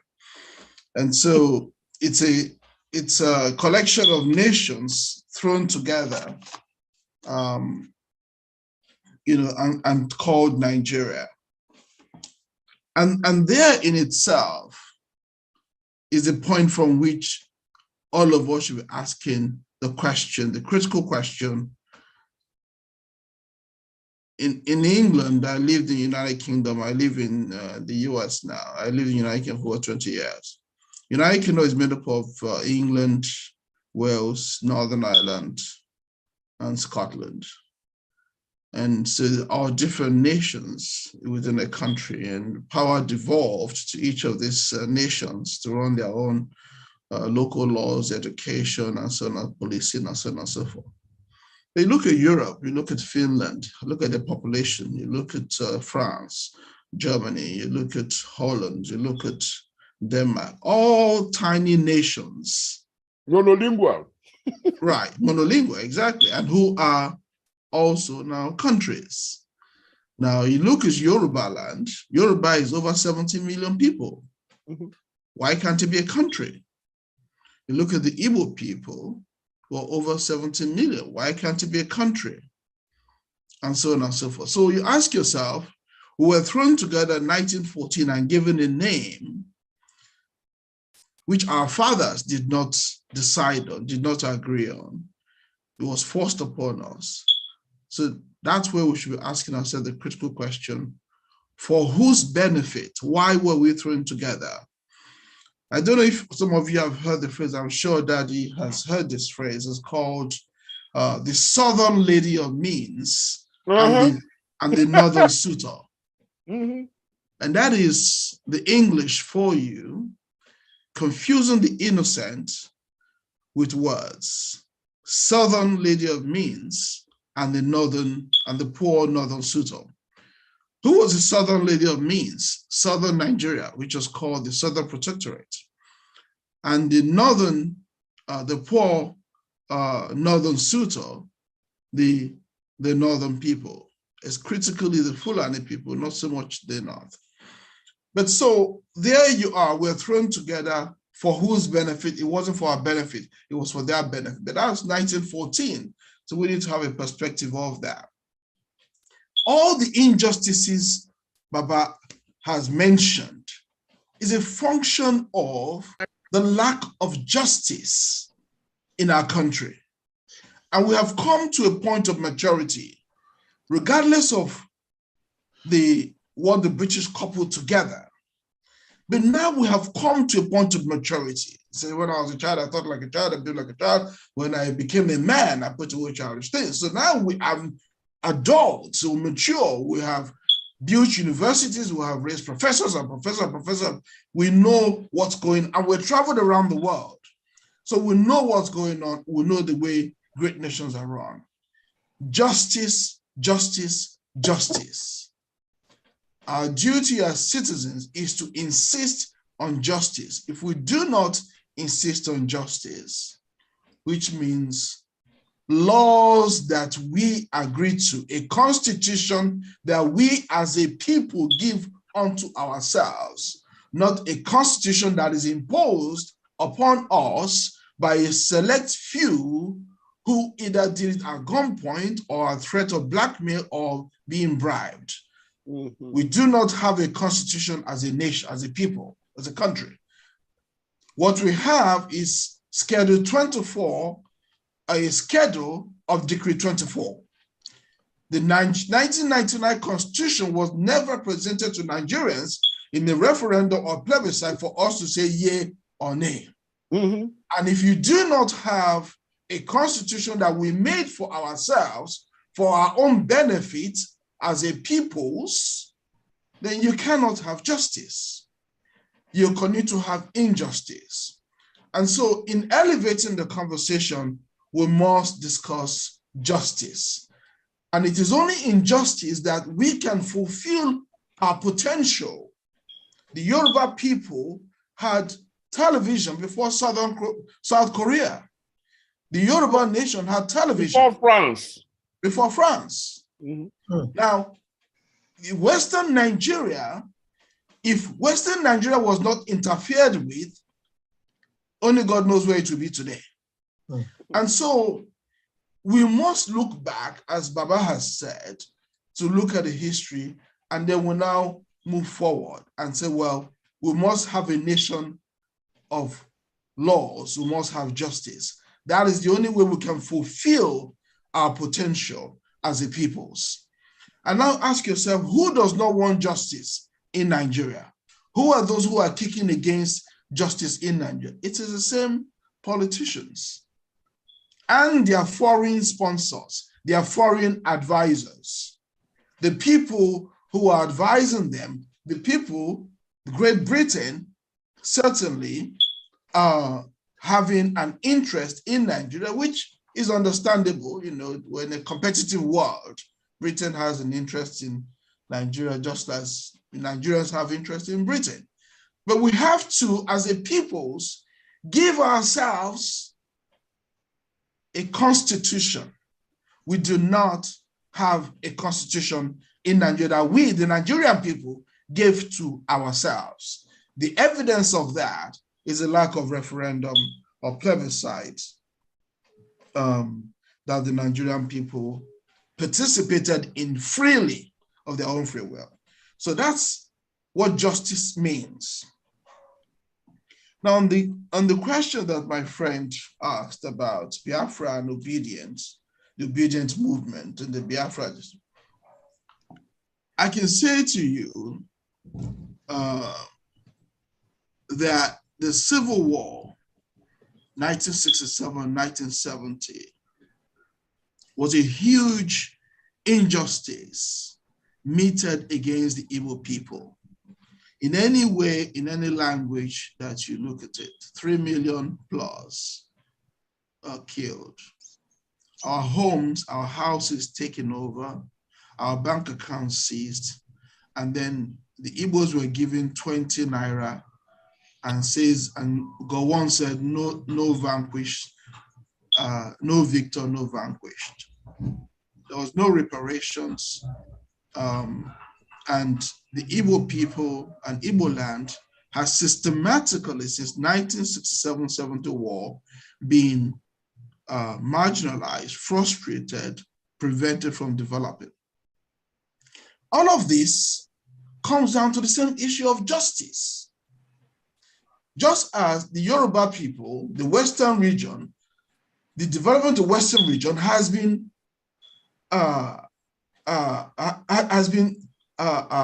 delayed, prevented.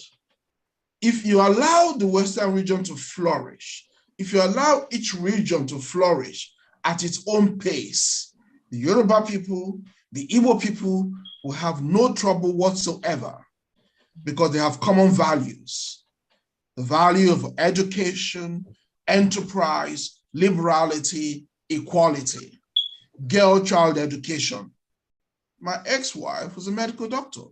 My brother was her sisters were engineers. Yorubas have produced female pilots, female doctors, female lawyers, female any discipline. We're waiting for the first Yoruba astronaut because of what Chief Awolowo put in place early on. Compulsory free education, for which I benefited from being born and raised in Lagos. If you look at that, is the bedrock of Yoruba civilization today. Free, compulsory education. And you look at England, you have that in England, you have that in the United States, and that's how they're able to develop. And so for us as a people, we must visit and insist on the issue of justice. And the beginning of justice means a constitution that we give to ourselves in a referendum or plebiscite, which we do not have at the moment, and which is a major injustice against our peoples. And then a rule of law. The issue of Biafra and obedient movement during the election. The Biafra agitation went down during the election. You know, for some of us, like with my team, there is a fellow Biafran in Finland who had a different conviction about the election and kept talking about sit at home, etc. But in the main, most of the Biafran leaders took the view that in pursuit of Biafra, at the heart of it, what we want is justice and equality. And so we'll give peace a chance. Giving peace a chance, the Peter Obi's candidacy was making waves. It was received well in the West. It was received well in the North. And of course, the Igbos received it. So we thought, well, you know, what led to Biafra war in the first place was the Aburi Accord. The Aburi Accord, which Gowon went back on. If Gowon had agreed to the Aburi Accord, would have had different regions with their constitutions, with their own structures. But it was going back, reneging on that agreement that led to the Biafra war. And so if we had the Aburi Accord, we would have had one Nigeria, different regions growing at their own pace. I wouldn't have had the problems we had. We wouldn't have had a civil war. And so with Peter Obi's candidacy, we thought, oh, this looks good. Nigerians are accepting him. The Yoruba people are accepting him. The Hausa people are accepting him. You know, we're quite shocked by that. So we thought, well, hey, what do we want? We want a nation that works. We want a nation of laws, a nation where everybody is equal. Therefore, every man can grow at his own pace. Every region can grow at their own pace. Every region controls their own resources. The Yoruba. Ask a question at this point, Mr. Tony. So, assuming that was declared the president, so I'm deducing that then there won't be Biafra agitation anymore. There wouldn't have been, that would have been the end of Biafran agitation, because Obi has been accepted by this and that. Is that what I'm getting? Or I'm making a mistake? The jury is out on that matter, because the Igbo people would have to have that kind of conversation to determine what they want to do. But at the heart, I can tell you authoritatively that at the heart of the disgruntlement that Igbos have is justice, equality, a nation of laws, a constitution that we give to ourselves, not a constitution that is handed to us where we're shackled by 67 items in the exclusive list, where policing is controlled from Abuja, where banks are controlled from Abuja, where waterways are controlled from Abuja, electricity generation, water generation, the railway, everything, anything that's required to develop a nation. Is as if some people do not want Nigeria to develop so that maybe they can catch up, or so that all of us will be at the same level of mediocrity. And that is nonsensical. It is totally against the Yoruba dynamic ethos of education and hard work. Ekiti has produced more professors than the whole of Nigeria. So I have a friend of mine, Professor Akonde, is a professor in Oxford. His father is a professor, his mother is a professor, and he's a professor in Oxford. And so many of my friends, my Yoruba friends, PhDs and professors all over the world. So leave us to develop at our own pace. Don't shackle the Yoruba people. Let them develop at their pace. Mm-hmm. Do not shackle the Igbo people or the Midwestern people. Everybody must be allowed to grow. That's what justice looks like. And that means a constitution that we give to ourselves for our own benefit. So whether the Biafra agitation will continue, if, for instance, Peter Obi is declared winner tomorrow, I don't know for sure, but I know that it's more than likely it will come down as long as there's justice, as long as there's fairness, there's equity, as long as there's a constitution that we as a peoples, the Nigerian peoples, have given to ourselves, as opposed to a unitary constitution that is handed to us and said to us, come on, go on and get on with it. That will never work. And there will never be peace in Nigeria as long as we have that. Thank you very much. Thank you. I don't know whether 2 minutes will be enough to answer Bameto's question. Bameto, is your question short? Because the guest has to leave at 4. But Yoruba Bode will continue. At 4? You mean at 6? At 5. And we have only 2 minutes to 5.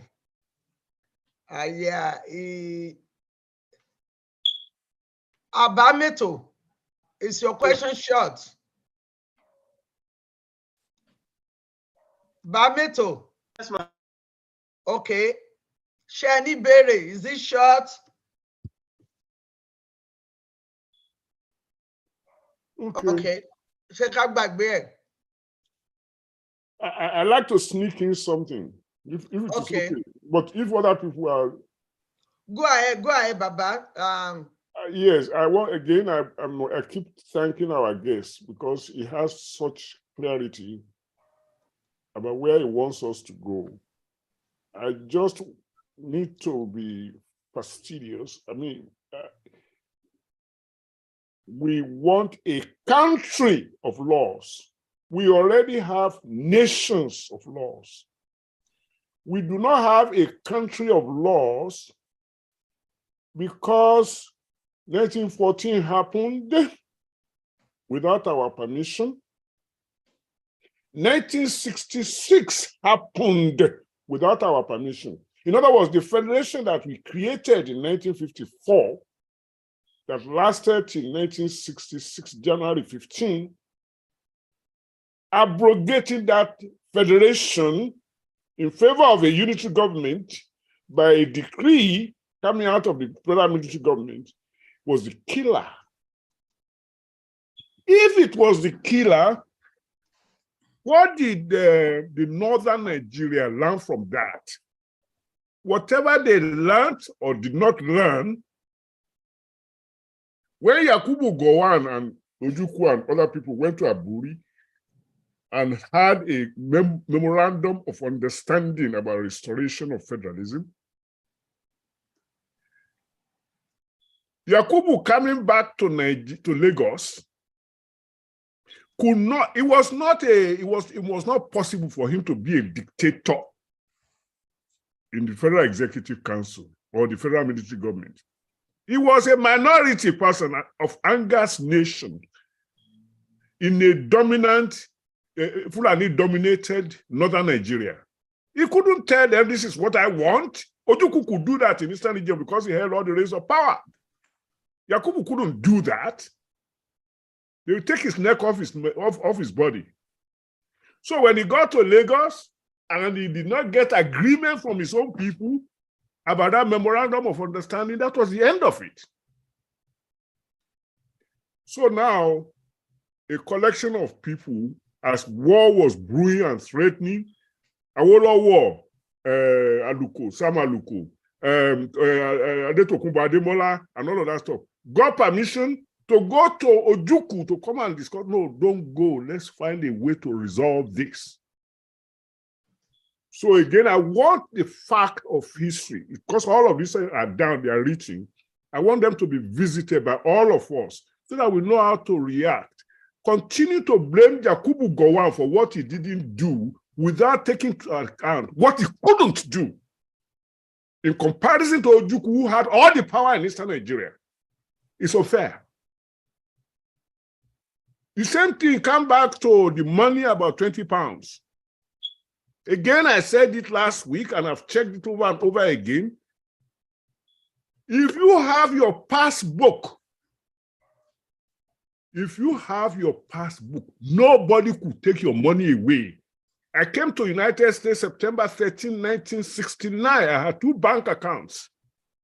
One at UBA at University of Lagos, the other at Ikeja, Standard Bank of West Africa. The UBA, University of Lagos, I did not have a passbook at all. There was an arrangement where I could have my banking, my money would be there, but I didn't need to carry a passbook around. 2 years later, 1971 December, I went back to Nigeria. The war was over. I went to UBA. My money was there with my name.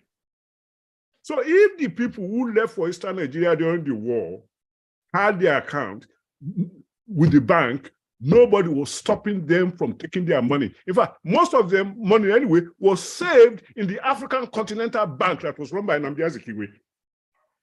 So if they couldn't access that money, then what was the 20 pounds for? The 20 pounds was not a replacement for whatever their account contained. It was a general dole for people coming out of war-affected area to help them settle. How many such 20 pounds could Nigeria afford from its budget?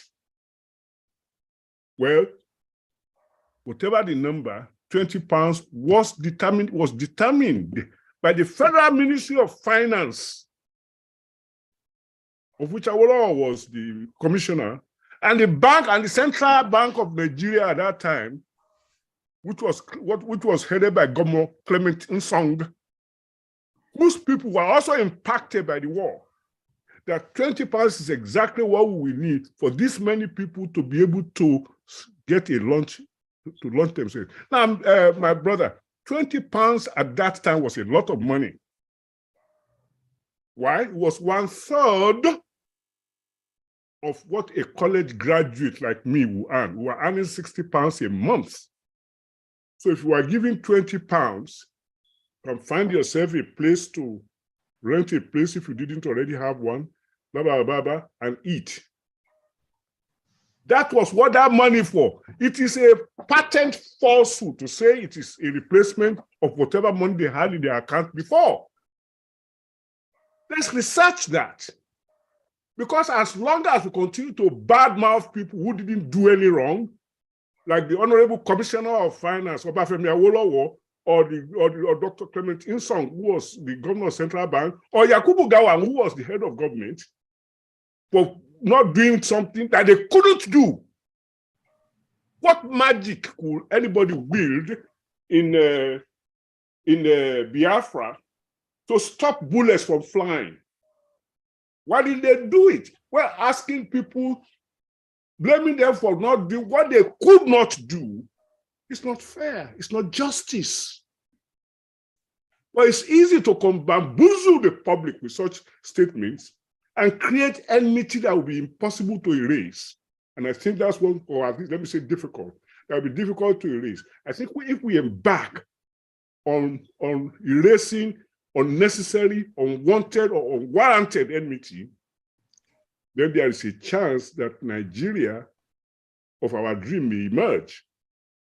If we have a collaboration that says, no, Nigeria is as constituted now, is wrong for us, is wrong for Africa, it is servicing people outside of the entire continent who are interested in keeping us down so that our resources are the only thing of interest to them. We must never emerge as people, because if we do, that will be bad competition for them. They will not have all the things that you are enjoying in England and America and wherever else, if we allow them to emerge. If we can reason our way into say, oh, let us form a territorial government that preserves the identity and the aspirations of the nations within that sovereignty. In other words, what Ojukwu was looking for in 1966, that nobody could deliver at that time, because they were still trying to do it by force, not by reason. How did you get a 1999 constitution that says we the people, and you are not participating in it, I wasn't participating, nobody except the military? How do we change that? When are we going to be honest about what is really wrong with us, as opposed to be emotional about what has already happened to us? Thank you. All right. Thank you. Thank you so much. I really appreciate Mr. Tony Nwisi for this and for everything that has, oh God, Bameto is going to kill. Bameto, we tried to unmute you. You went to Burger.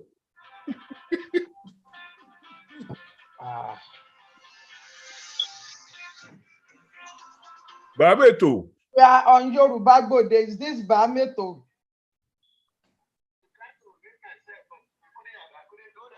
We can't hear you. Please, Bameto is going to cut off my head if I don't let him talk. It's bugging me on my phone now. Yeah, Bameto. we can't hear him. But he doesn't see. Okay. Am I mute me? Not a comment. Okay, ẹ ṣé gan. Alàgbà Ọláolúwa Tony, my question is this. You are talking on hammering on justice. What do you think we can do to make us get this justice done? Because Antawa in power are not allowing changes to be made. You are talking of Decree 24, which they turned out to be their constitution. Please, what can we do to make sure we get to this level and change the constitution? Thank you. Thank you very much. I mean, the question that you asked just now, the issue of justice, I touched on this earlier on in my submission that our government has been cooperating, have several meetings with Baba Akintoye, Professor Banji Akintoye, the leader of the Yoruba Nation self-determination movement. And I think it's that level of partnership that we need, because like I've said over and over again, we are people of common values. We have slight differences in culture, but we're people of common values. Equality, liberality, education, girl-child education, tolerant people, okay, sanctity of life. These are values that we have in common. And so, you know, in the first step in my mind is the Yoruba leadership understanding that the Igbos are not your enemy. Indeed, you and the Igbos have common values, and so we must work together. And if you cast your mind back to 1914, when Nigeria as a country emerged, and I take the correction that Baba has continued to make, is really a slip of tongue. Nigeria is nations banged up together. Before Nigeria emerged as a country, were the Southern Protectorate and the Northern Protectorate. Why is that so? Because the Southern Protectorate were people of common values. They had no problems. We had no problems with Yoruba people, or the Benin people, or the Bendo people, or the South people, which is a nonsense. There's no such thing as South in my geography. Again, is a construction of the Nigerian Fulani-led military government and with their British advisors in an effort to divide us further, South-South. My geography teacher taught us North, South, East, and West. You have South-East, Southwest, Northeast, Northwest. What the heck is South-South? It's a nonsense. So we have to understand we have common value and we need to work together. We need to partner. And Professor Akintoye told me, he said, Baba Awolowo, before he passed, told him as a young man at that time that the Igbos and the Yorubas must work together. For the future of the Black race depends on the Igbos and the Yorubas. Baba Akintoye told me that. That's what late Papa Awolowo told him, the old sage. And I don't for the life of me see any difficulty with our two peoples working together. None whatsoever. I bet politicians who come in and sow all these terrible seeds. And now we can overcome that because we're enlightened people. I appreciate going to so in changing the constitution, we, the Igbo leaders, Yoruba leaders must realize we must work together because there's a reason why we have a unitary constitution, a unitary state. Baba Adeboye touched on it. Professor Adeboye touched on it a few minutes ago. There is an interest in keeping Nigeria one. There's an interest in keeping Nigerians in conflict, Igbo, Yoruba, Hausa, Fulani in conflict. As we continue to war with each other, the foreign interests will continue to steal our resources for their own benefit. And so we must understand the bigger picture and say, okay, fine, if that's what's going on, we need to come together and work together. But the day the Yoruba people and the Igbo people go hand in hand, Nigeria will collapse or Nigeria will go through a revolution. Because the Igbos have wanted to have their own country for so long, for 50 years. And recently, in the last few years, Yoruba nation agitation has come to the forefront. I think it is simmering in the background before. We just came to the forefront a few years ago. And there's more and more awakening with that. And we support that. Because self-determination is a right. It's a right. The Yoruba people have a right to determine their future, their destiny, whether they wish to remain in the construction called Nigeria or not. They must be allowed to make that determination because they are large enough, over 70 million people is no joke. They're enlightened enough to do that. And the same goes for the Southeast and the Midwest.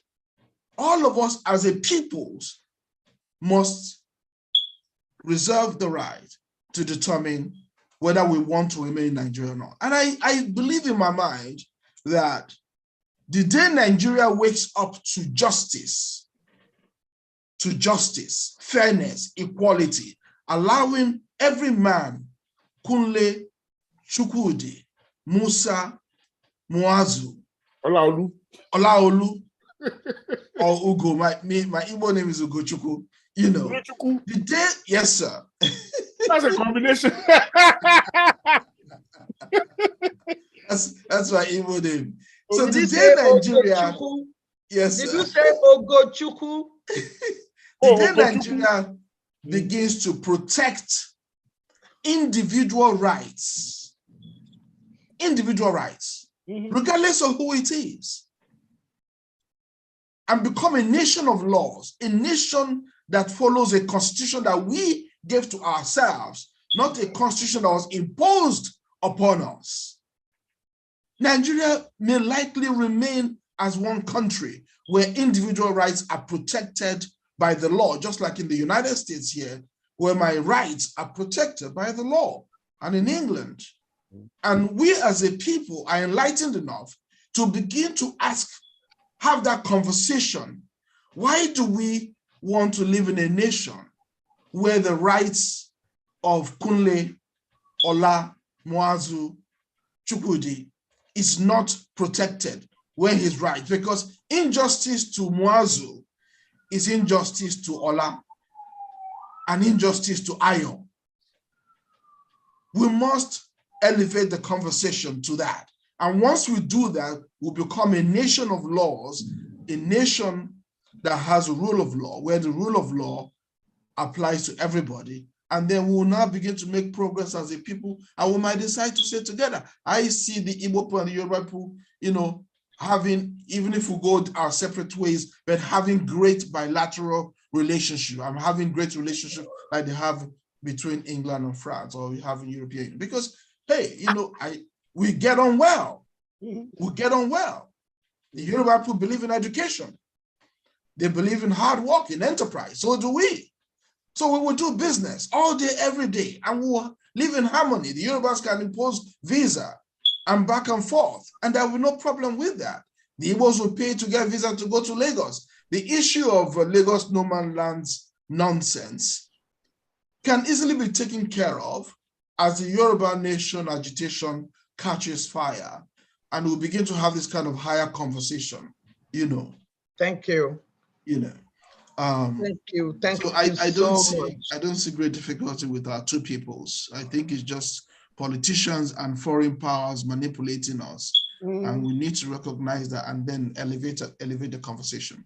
Thank you very much. Thank you so much. I'm looking at the time. We really overstep our boundary, and I thank you so much for extending the time, for putting up with extra time. That is Yoruba Gbede. Can I say one word and then we shut up? Huh? Can I say just a few words? Yes. I want to talk to our listening audience. Okay. That everything we have been saying, Yoruba Igbo. No. That's just because that has been a frontal issue in recent times with the election. The peoples of Nigeria, Anang, Ibibio, Gari, Hausa, what have you? Fulani, they are all entitled to the same nationality jealousy that we are claiming for the Igbo and Yoruba. The fact that they are not here this moment, discussing this with us, is just the experience of a program or what have you.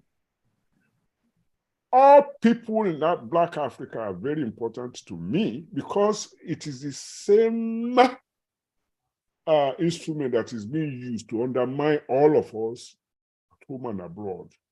And we must find methodologies for redemption.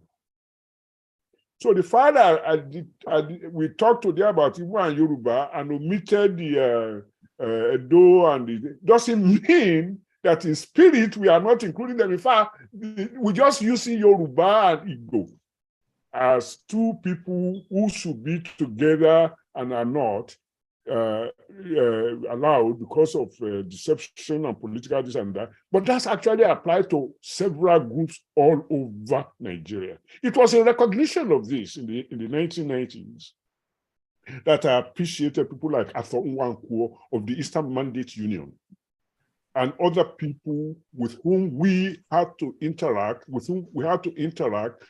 in the north, in the east, everywhere, as we were trying, as Nadeco, led by Antonio Nahoro. Hey, Tony. We were trying to say then what we are saying now. I have a gutter way of saying it that I cannot say on the TV, that we are all being molested by the same predator. And that once we recognize that, it will make things a lot easier. We should end up looking for a total understanding by the incoming government. The Nigerian experiment is a Nigerian experiment over nations that constitute Nigeria. The Nigerian experiment is continuing under a new leader. We hope that he will see things differently from the previous leaders. In fact, some of us believe that because the person, Tinubu, was part of our movement in the 1990s, Nadeco, to bring national democratic coalitions to function in the Nigerian conundrum. Anyway, thank you very much. Thank you so much. The word of our elders are words of wisdom. I am very, very happy for what we did today. And I'm so sorry that we had to extend the time. That is Yoruba Gbode for you. People are so devoted. People are loyal to this program. We know the time we get on. That is 2 o'clock during the Ramadan or 3 o'clock during the normal time. But we don't know the time we get out. And people are still in there sharing opinions.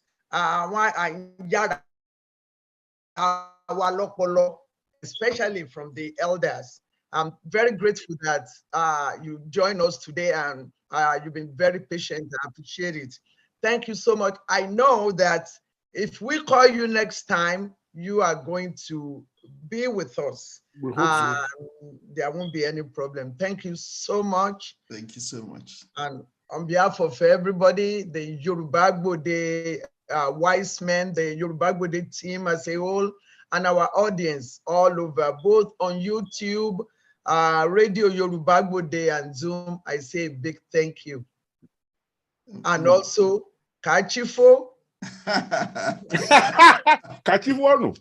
Yeah.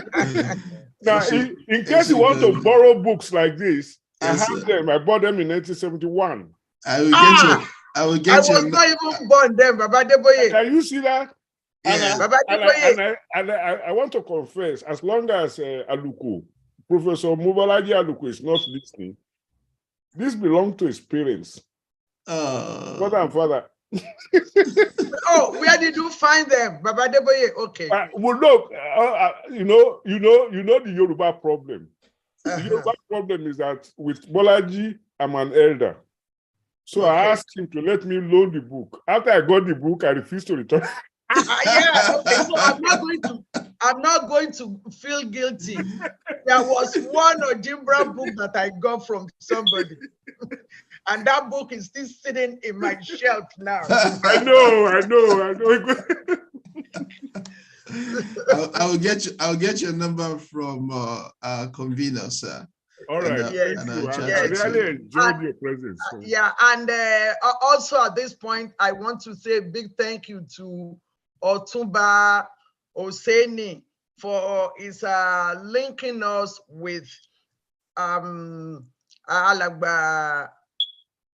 Tony Nwisi. We went through a lot when we are trying to construct this program between the relationship between Igbo and Yoruba. A lot of people that we call, they express anger.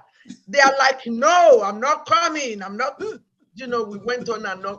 I know people who cancel like Friday, and they agreed on Monday and they canceled on Friday, 2 days to the time. So Otumba was saying, thank you so much for facilitating this. And then we hope to see you again. Absolutely. Thank you so much. Invite me, I will come back. Absolutely. Okay. I'm grateful. Thank you. Thank you. Thank you so much. Yes, sir. Thank you. So we are moving on. I have something very, very interesting and scary at the same time to share with you.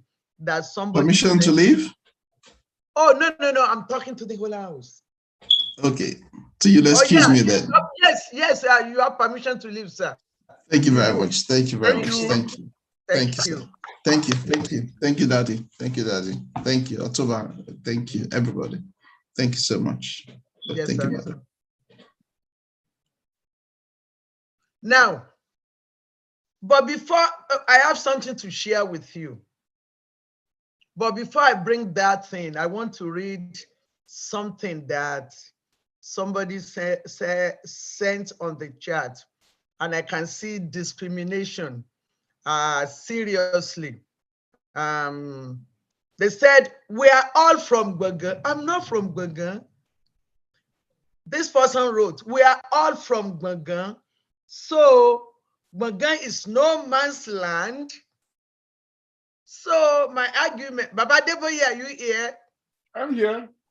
So my argument, my fighting with Alagba Wole Oyelola is, why don't you use Ibadan as an example? Why did you use Gbagan? Ibadan is bigger than Gbagan. So that is, I feel that is discrimination. Okay. Well, I can help you.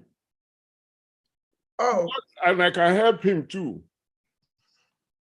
The point is that we are all from Gbagan spiritually. Spiritually? And for example, the Christians believe that they are all descendants of Adam and Eve in the Garden of Eden.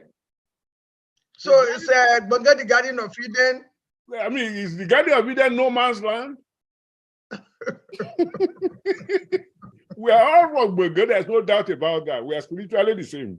Okay, so if I say,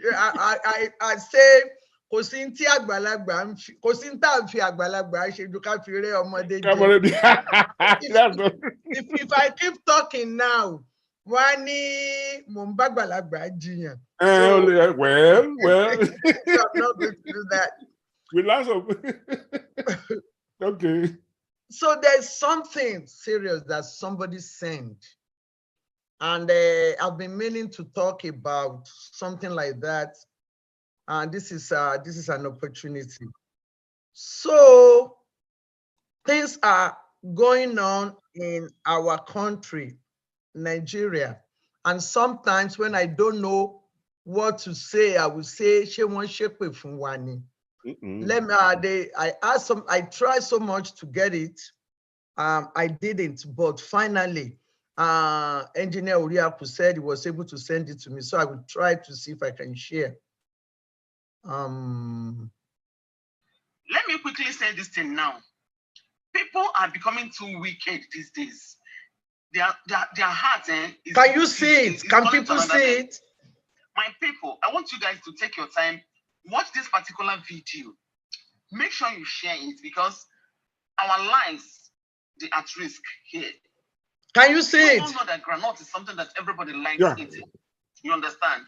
We eat granite on daily basis. It's something, even me, I like to eat granite a lot. But my brothers and sisters, can you believe that this person, this video you're watching now, that can you believe that this is people, instead of frying granite, the normal way of frying granite, like to use fire or charcoal to fry granite, these people are using acid. Just watch what they are doing. They are using acid to fry granules. Everybody will just be falling sick up and down. People will just be developing cancer. They will just be developing all kinds of sickness. You don't know that it is something that maybe you bought ignorantly that will cost you your life. What kind of wickedness is this? Where is our conscience, for goodness sake? How much do we even want to make? That we no longer remember anything again. Everything is all about money, money, money, money, money. What will you do to make money? You no longer care about people's life anymore. Do they care about this story? Please, if you come across this video, share it so that people will know the kind of place they go to buy granules. Granules. Just look at, once they pour that acid there, bam, the granules will fry. It will just dry. It will dry up and become fried granules instantly. And people will start to be, oh my goodness, people will start to eat. Please, if you come across this video, Biko, share it in order to save life. Please, so that people be careful of where they buy granules. Please. Hey, God of mercy. I saw this and I said, let me quickly make this video, then I will now continue my journey. Thank you very much. So this is our country. Kalo shepe fún wa. To corroborate his point, long time ago, some meat sellers were arrested in Bodija. I know personally because I know somebody who worked at Ministry of Health, who was in the team that went to arrest them. There is something that they said they used to embalm, for embalming dead people. So they will buy it and use it to preserve meat. Wara ejama so Yorùbá nísìn. Wọ́n lọ ra nǹkan fi embalm òkú.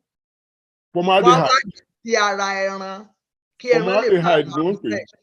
Kí lẹ wí? Formaldehyde. Aha. Formaldehyde. Bẹ́ẹ̀ ni. Wọ́n fi ń ṣe ẹran kí ẹran lè bá máa look fresh. Ìyẹn bẹ́ẹ̀. Sister mi pè mí ní ọjọ́ kan wípé ẹ̀rù ìlú yìí, referring to Nigeria, ó ní ẹ̀rù Nigeria máa ń bà. Mo ní kí ló dé? Ó lóun fẹ́ jẹ ẹ̀wà mọ́. Mo ní kí ló dé? Ó ní òun ilẹ̀ ti ṣú níjọ́ yẹn, òun wà ní ọjà Bódìjà nìbàdàn. Ó níbi tóun ti ń lọ lòun wá rí pé wọ́n tẹ́ní sílẹ̀, wọ́n da ẹ̀wà síbẹ̀. Àwọn nǹkan tó ń fi ń pa ẹ̀fọn, wọ́n wá ń fin sórí ẹ̀wà. Wọ́n fi ń pa kòkòrò. Ó lóun wá pariwo mọ́ wọn. Ó ní wọ́n sọ pé kóra ẹ lọ. Ó ní wọ́n make sure pé ọjà ti ń close lọ. Wọ́n wá tẹ ẹni yẹn sílẹ̀, wọ́n dà sí. Àwọn bíi 4 dẹ̀ wà lórí ẹ̀, wọ́n ń fin. Ọ̀gẹ̀dẹ̀ tá à ń jẹ, ọ̀pọ̀lọpọ̀ ìgbà láti rí tán ti ṣe notice síta pé ká má ra ọ̀gẹ̀dẹ̀ pípọ́n mọ́. Carbide ni wọ́n ń fin sí ara ọ̀gẹ̀dẹ̀. So ẹnikẹ́ni tó bá ṣèèṣì lọ sí Nàìjíríà, ẹ dákun, tẹ́ bá tiẹ̀ máa ra ọ̀gẹ̀dẹ̀ dúdú ní kẹ́ ẹ rà, kẹ́ ẹ jẹ́ kó pọ́n nínú ilé yín. It's very, very important. And tó dùn mí nípa groundnut ni wípé ọ̀pọ̀lọpọ̀ àwọn èèyàn wa, mo máa ń béèrè lọ́wọ́ wọn èlò náà fẹ́ save. Wọ́n máa ń ra ẹ̀pà wá láti Nàìjíríà, wọn á ló cheaper. Mo ní àbúrò kan tó jẹ́ pé tó bá lọ bí ìgò bíi 10 ló máa rà. A ní owó tó máa fi ra ẹ̀pà ìgò kan níbí, òun á fi ra 10 ní Nàìjíríà. Kí ni ọ̀nà wo la fẹ́ gbé gbà? Èkíní náà, kò sí ìwòsàn tó dáa a sì tún ń kó bára wa a tún ń kó àárẹ̀ mọ́ra ṣé ìjọba náà ló ṣe wá bẹ́ẹ̀ àbáwa là ń ṣera wa bẹ́ẹ̀ ọ̀rọ̀ rèé o.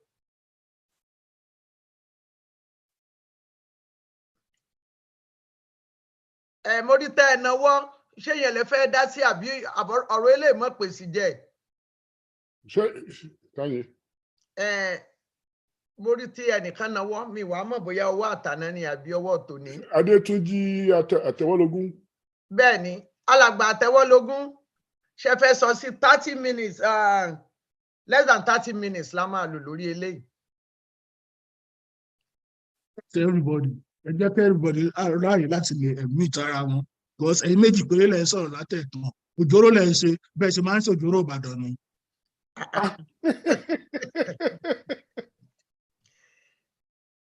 mi ò sọ nǹkan kan mọ́. Abẹ́yìn lẹ́ ń fi ásíìdì yẹn ẹ̀pà.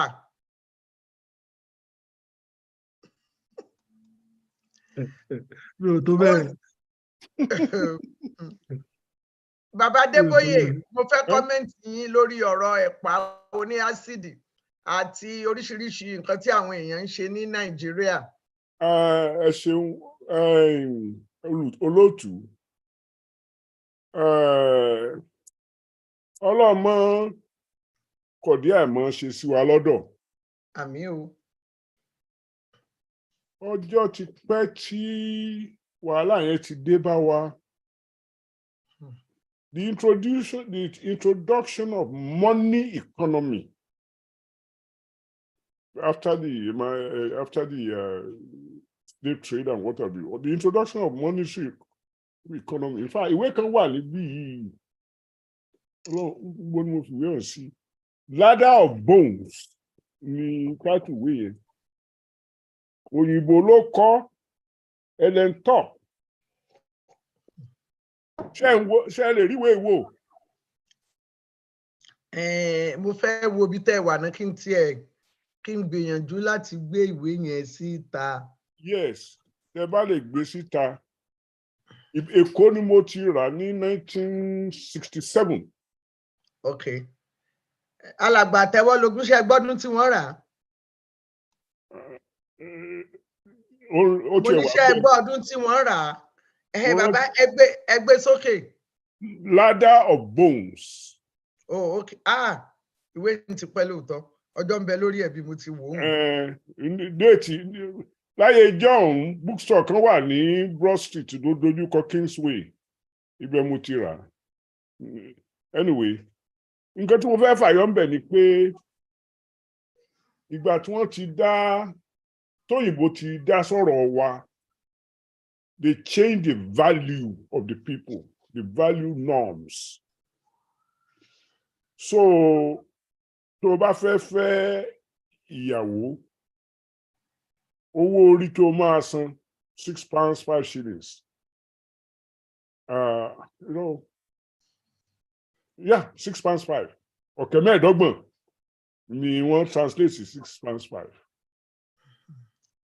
Tó bá ní tọrọ lọ́wọ́ ní 1951, ó lè jẹun yó bójágbàlagbà ẹ̀bá kọ́bọ̀ méjì ẹran kọ́bọ̀ wà yóò bọ̀ bìnìbọ̀bìnì.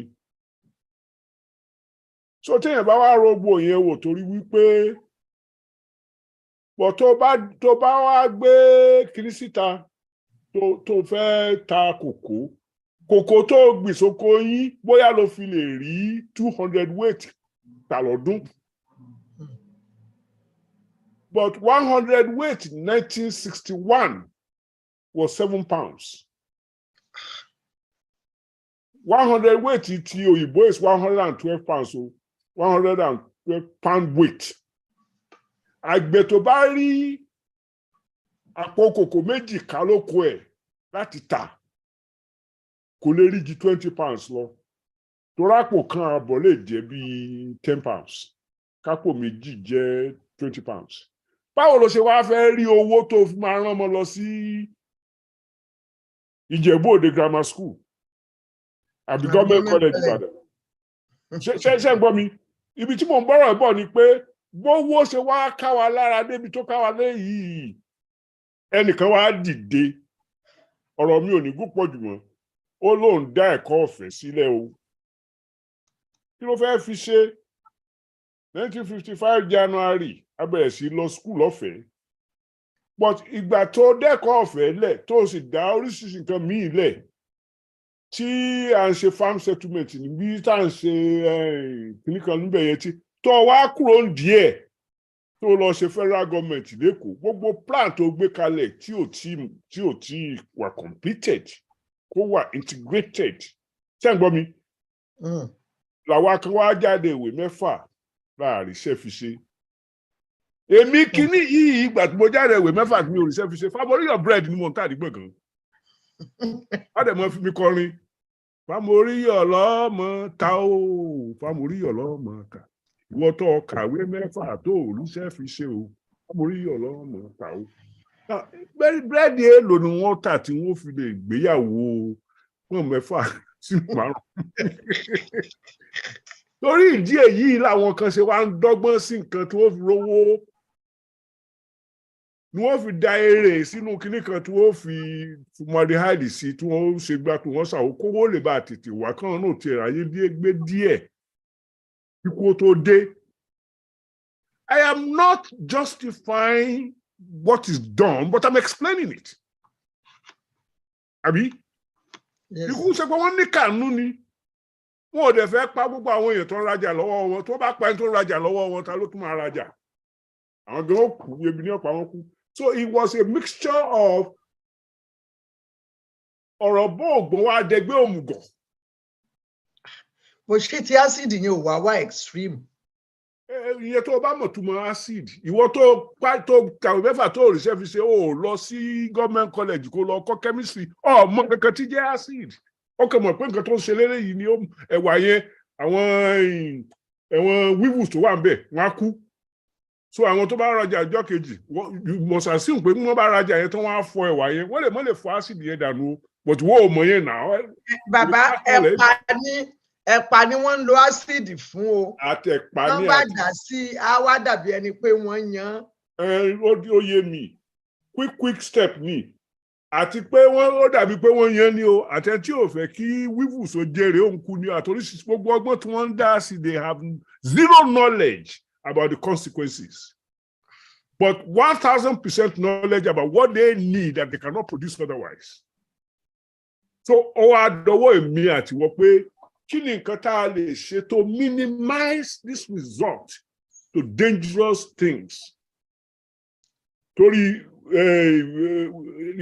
unless we are able to do it, and that's why Yoruba Gbode should come up and say, well, ẹ má dẹrù eléyìí wò mọ nǹkan ibi ìbàjẹ́ tó ń ṣe nìyí tó ń pa alágbájá tó ń ṣe dóòlà tó. We need a place for public enlightenment. Yes, thank you. Without public enlightenment, àwa kan kàn máa fi gimú fèbó. It's wrong. Kí nìyẹn gbogbo nìyẹn dé?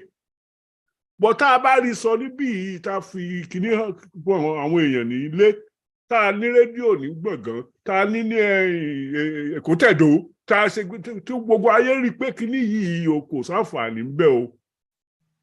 Táwọn ọmọ wa ń dáko dípò kí wọ́n mọ̀ wọ ṣòkòtò tìrìntìrì lẹ́kọ̀ọ́ kí wọ́n sọ pé àwọn wá ṣe alákọ̀wé. All kinds of things ló ṣe pàtàkì tá a gbọ́dọ̀ ṣe tó jẹ́ pé beyond complaining about what is not happening. Ẹ ṣé. Ẹ ṣeun mo dúpẹ́. Ẹ ṣeun o, alàgbà Akíngbadé. Mo rọ́wọ́ yín lókè alàgbà Chris Akíngbadé. Àbí ọwọ́ ọ̀tá náà ni alàgbà Akíngbadé ẹ túra yín lẹ̀. Yes sir. Ẹ ti wà lórí. Ẹ ṣeun mà. Ọwọ́ tuntun ni.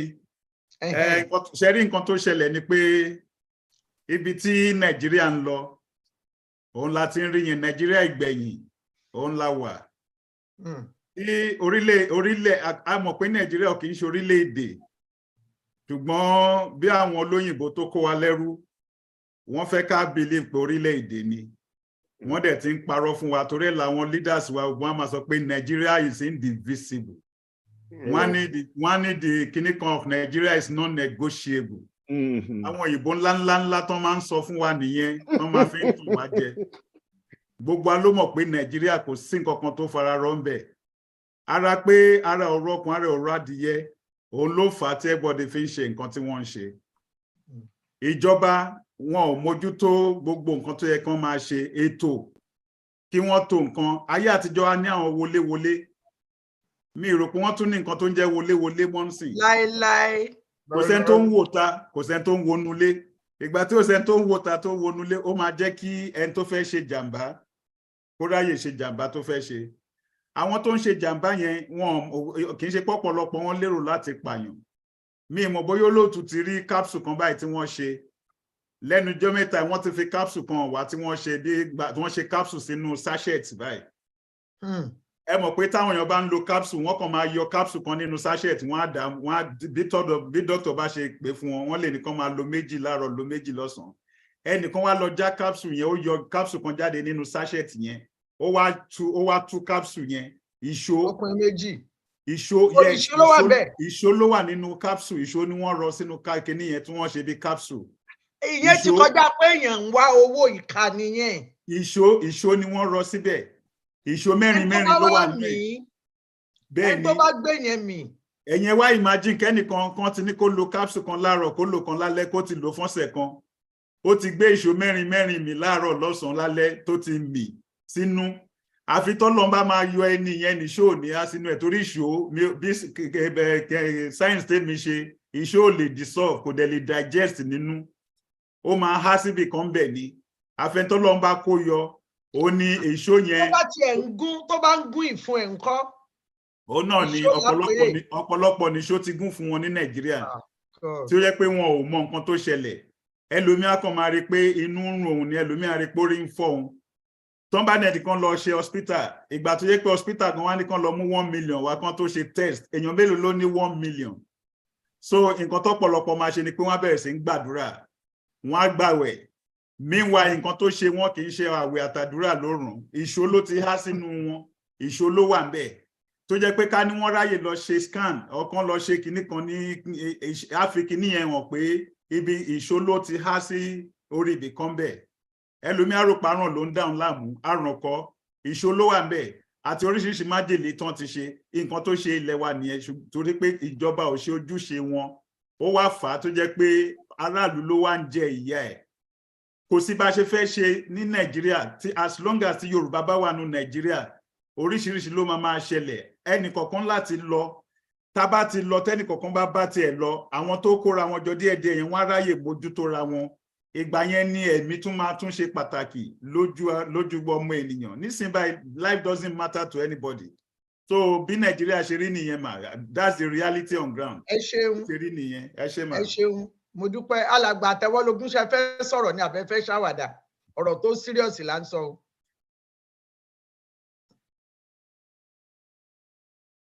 Okay. Yes, ma'am. I'm okay, everybody. Ṣé nípa ọ̀rọ̀ oúnjẹ ó wà nílẹ̀? Gan tá à ń sọ nìyẹn pé successive government want to destroy the education of primary 4 ni mo ti mọ nǹkan tó ń pè ní abuse of drugs ní St. James ní Ebenezer African Church School Ìkótẹ́dó ká tó move lọ sí St. James's. Mo rántí pé mo bèrè question kan lọ́wọ́ woman yẹn gbà yẹn mo ní nígbà tí àwọn kìíní yóò dáa mo bá àwọn ṣe ń kó wọn wọlé obìnrin yẹn fún mi ní one of the reasons as trophy ngbà yẹn to the government. However, ibi tí wọ́n ti destroy education wa ní tẹ́ bá rí àwọn ọmọ tó wà níbí tẹ́ bá fi síbí jẹun wọn nígbà wọn nílò wọn àgbà wọn lọ tún wọn nu. Láti wá sọ pé kẹ́nìkan kó máa mú fruit kó máa sàn nínú kọ́tà káwọn èèyàn dẹ̀ máa kọjá lọ ọkàn dẹ̀ le àbí kó mú acid kó máa dà sórí panla káwọn èèyàn máa kọjá lọ kó máa rí kó dà acid yẹn kó dà sórí panla káwọn èèyàn dẹ̀ máa kọjá lọ kó máa rí. kí ló máa sọ nígbà tó jẹ́ pé education tó fún wa ó wà emphasized wọn ò lè jẹ́ ká mọ̀ nǹkan ẹ wà kí ló ń dà sínú kinní yẹn wọ́n dẹ̀ kó èèyàn jọ kí ló bá ṣẹlẹ̀ níbi tí odidi giant bá ní E. coli kan nínú fruit wọn nílùú yìí E. coli kan wọ́n máa ti gbogbo store yẹn ni pé kán lọ wá bọ́n ṣe máa ṣe tó jẹ́ pé fruit wọn ò ní E. coli mu but lọ́dọ̀ destroy gbogbo ẹ̀ ni. lọ́dọ̀ wa tán bá ẹni tó ń ta fruit lẹ́gbẹ̀ẹ́ títì tó fi wheelbarrow kó káàkiri á kó fruit yẹn á kó sínú kọ́tà á máa ṣàn àwọn èèyàn dẹ̀ kọjá lọ tó àfúrò wọ́n dẹ̀ rí wọn ò ní sọ pé wá níbí kò gbọdọ̀ ta kí ní ìmọ̀ ńláyé. That is about that. Cherry kama acid ó ní percentage tó wà ní ara ó dẹ̀ ní percentage tí ara lè accept. You know, everybody will know there is a certain percentage for HCl, hydrochloric acid in the body, amino acid in the body, so many other things. As you need it in the body, but not knowingly injecting them into your system. I want to shake it. One take advantage of our people. Àwọn ẹlòmíràn ní cancer wọn ò ní mọ ibi tó ti wá ìyá àjẹ́ kan tó wà wájú ilé ẹ̀ ń bàdàn ni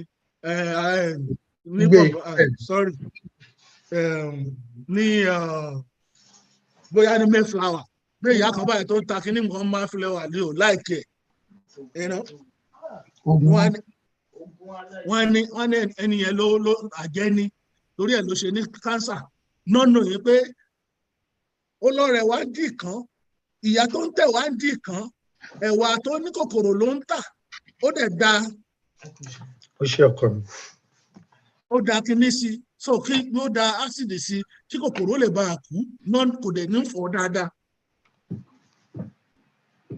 Mo ń sọ fẹ́nìkan níbi nígbà tí mo fẹ́ lọ tí mo lọ sí African store ní Winners gbogbo nǹkan tí mo rà ń bẹ̀ mo dẹ̀ kó sínú mo mú kílán pé ọṣẹ mo dà á pẹ̀ sínú ẹ̀wà yẹn mo fọ́ mo fọ́ mi gbọ́ bí ìgbà tí mò ń gbo ẹ̀wà ni ẹnìkan sọ wípé èyí tó dábẹ̀ ló ń gbo ìdá àwọn ọmọ nífi ìmọ̀ ibi tó ti wá. So ìwọ̀nba tí n bá lè fọ̀ kúrò ńbẹ̀ ìwọ̀nba tí n bá lè fọ̀ kúrò ńbẹ̀ náà á ti ṣe mí láǹfààní tí mi ò bá jẹ ásìdì yẹn mọ́ra because bó ṣe ń rùn ó yàn mí lẹ́nu. So àwọn èèyàn wa a máa need láti educate wa as much as possible pé okay o ẹ máa wo Hausa tó ń ta mo sorry láti sọ Hausa tó ń ta fruit lẹ́gbẹ̀ẹ́ títì yìí ẹ máa wò ó right tí ò bá dẹ̀ ṣe tí ò bá ní omi tó máa fi èlò ní ẹ fi 100 naira ẹ fi pọn omi fún kódà tí nǹkan tẹ́ máa rà kí ẹ sọ fẹ́ni tó ń ta omi ẹjọ́ ẹ bá mi fún lómi kó má dà gbogbo wa sígbà gbogbo ara ìpájà kó má dà gbogbo wa sí wàhálà because ó lè má ṣẹlẹ̀ ní ìsìn ó lè ṣẹlẹ̀ lọ́dún kan ọdún méjì ọdún mẹ́ta right so nǹkan mo rò pé awareness ara àwọn awareness tá a máa need láti ṣe nìyẹn láti sọ fún àwọn èèyàn wa ẹ ṣeun ìlera òun lọ́rọ̀ bẹ́ẹ̀ ni ẹ ṣeun tó ẹ̀yin èèyàn wa ẹ ṣé mo dúpẹ́ alàgbà Àtẹwọ́lógún ọgbọ́n yín ò ní dópin ṣé rí ẹ̀yin èèyàn wa iṣẹ́ ń bẹ lọ́wọ́ wa láti ṣe lójú tèmi ọ̀pọ̀lọpọ̀ nǹkan ni a lè ṣe gẹ́gẹ́ bí ọmọ Yorùbá àyàngbé ajá dùn ṣùgbọ́n kí la jẹ kájá ó tó gbẹ a mọ̀ pé ó dáa ń tó dáa tó wuyì ni pé kí adélẹ̀ Yorùbá àmọ́ ọlọ́mọmọdé akútán ká tó délẹ̀ Yorùbá àbí èèyàn mélòó láwa kó lọ tá a bá ń já síìdì lójoojúmọ́ èèyàn mélòó ni a fẹ́ kó lọ. Èmi rò pé iṣẹ́ gbogbo wa ni láti ṣe gudugudu méje yàyà mẹ́fà. Irú àwọn nǹkan tí wọ́n ń ṣe tí ò dáa nílé, táwa bá ní àǹfààní láti dárú ẹ̀ sílẹ̀, ẹ jẹ́ ká lọ ṣe. Bí mo ṣe rí kinní yẹn ní àárọ̀ ìjẹta tí wọ́n fi ránṣẹ́ sí mi, ọ̀pọ̀lọpọ̀ nǹkan ló wá sí ọkàn mi. Lára nǹkan tó wá sí ọkàn mi ni wípé Yorùbá Gbòde yóò parapọ̀ mọ́ àwọn ẹgbẹ́ Yorùbá kan, á bá wọn ṣe ìpàdé láti ṣe public enlightenment jingles, ìpolówó ìtanijí pẹ́pẹ́. Ó wáyé ó máa ń ṣe nígbà tí èmi wà ń bẹ̀. Tẹ́ ẹ bá ń gbọ́ adìyẹ lọ́jà yóò hàn yín lọ́yà, adìyẹ lọ́jà yóò hàn yín lọ́yà, gbogbo ẹrù tẹ́ ẹ tì mọ́lé kìnìkan ẹ má dalẹ̀ títí tí mọ́ o, àfíndú yẹ ni ọ̀bùn òye ni. Gbogbo ìwà àbàjẹ́ yìí a máa fi sórí jingles, a máa lò ó lórí WhatsApp. It's a major project. Ẹni tó bá fẹ́ darapọ̀ mọ́ Yorùbá Gbòde, there are so many things tẹ́ ẹ lè ṣe. Ẹ lè text wa pé nǹkan tí mo fẹ́ kẹ́ ẹ ṣe jingles lé lórí nìyí. Àwa owó, àwa èèyàn, à ṣe. Yàtọ̀ fún pé a máa lò ó lórí àwọn WhatsApp dá 1 million 1 minute ni. Ṣùgbọ́n kì í ṣe gbogbo àwọn èèyàn ni wọ́n gbọ́ WhatsApp, ni wọ́n ní àǹfààní sí WhatsApp. Tí àmì bá wà láyé, mo fóònù nìkan wọ́n lè gbọ́ WhatsApp. Mo pinnu láti bá iléeṣẹ́ rédíò ìpínlẹ̀ Ọ̀yọ́, rédíò àti tẹlifíṣàn ìpínlẹ̀ Ọ̀yọ́ sọ̀rọ̀. Mo sì máa ń bá chairman sọ̀rọ̀. Mo sì máa ń oríṣiríṣi ètò ló ti wà nílẹ̀ tí mo máa ń ṣe pẹ̀lú wọn lọ́fẹ̀ẹ́. A lè fi yẹn náà kún pé tá a bá ti produce jingles yìí lórí àwọn tó ń fi kẹ́míkà sí ẹ̀wà, lórí àwọn tí wọ́n ń fi nǹkan burúkú sí ẹran, gbogbo tó yẹ kí ìjọba ó máa ṣe nìyí. Gbogbo ẹ̀ ni wọ́n ń ṣe láyé ìjọ, ń táwa tiẹ̀ ń rí ó yàtọ̀. Mo mọ̀ pé bí Suez ṣe jingle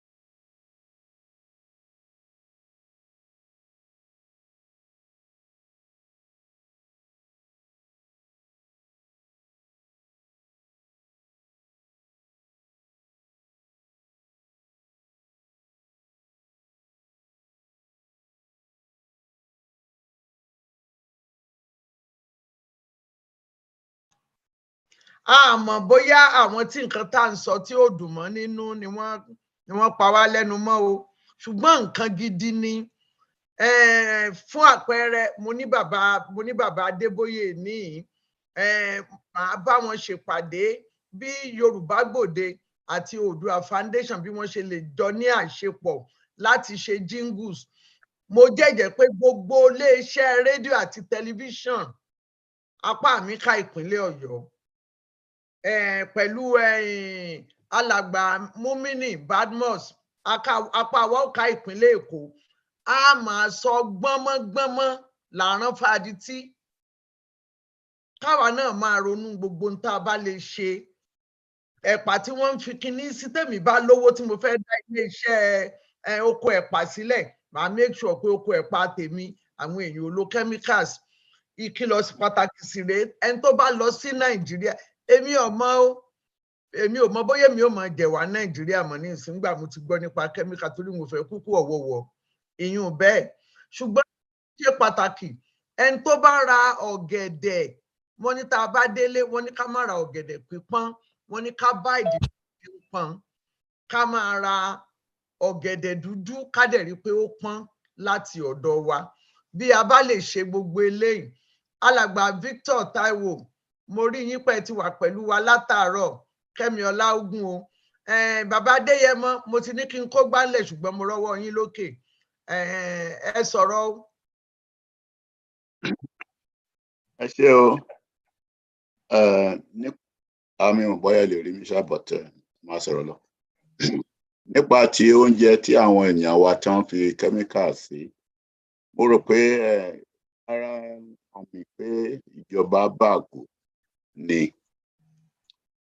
Iṣẹ́ ìjọba ni pé kán rí pé àwọn ènìyàn ní ìlera, ṣùgbọ́n ìjọba ò wo gbogbo nǹkan tí ó lè fa àìsàn sára àwọn èèyàn. A ní department kan rí parasita ni tó ń pè ní NAFDAC.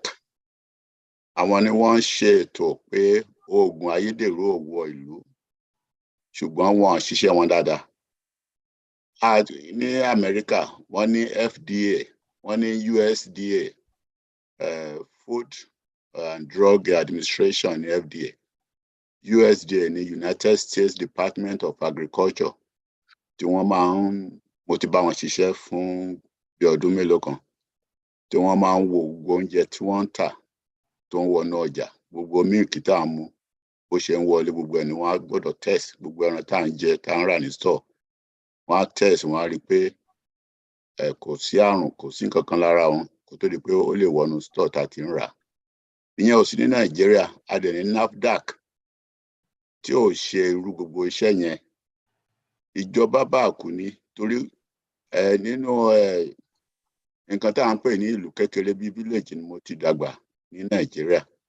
Wọléwọlé máa ń wá sí gbogbo ilé tó wà nínú village yẹn, tí wọ́n á gbogbo omi tó bá dágún síbì kan tàbí sínú kòkò tàbí korobá àbí kí ni wọ́n máa ń pè, tí wọ́n bá rí, wọ́n á jáwèé fún wa. Ẹ gbọ́dọ̀ gbálẹ̀ àdúgbò, kò gbọ́dọ̀ sí koríko, ẹ gbọ́dọ̀ roko gbogbo àdúgbò yín. So kò sí ìjọba bàkú ni. Tá bá ní ìjọba tó dáa, gbogbo nǹkan tá à ń sọ yóò ní ṣẹlẹ̀. Ẹ ṣeun. Thank you very much. Ẹ ṣeun, a dúpẹ́. Alàgbà Victor Olútáíwò, ṣé ká gbóhùn yín? Alàgbà Táíwò, mi gbọ́ yín o.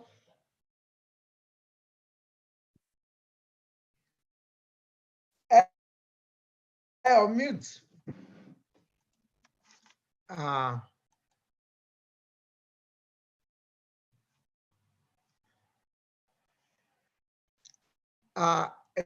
Ẹ dákun, ìdí ẹ̀ tí mi ò fi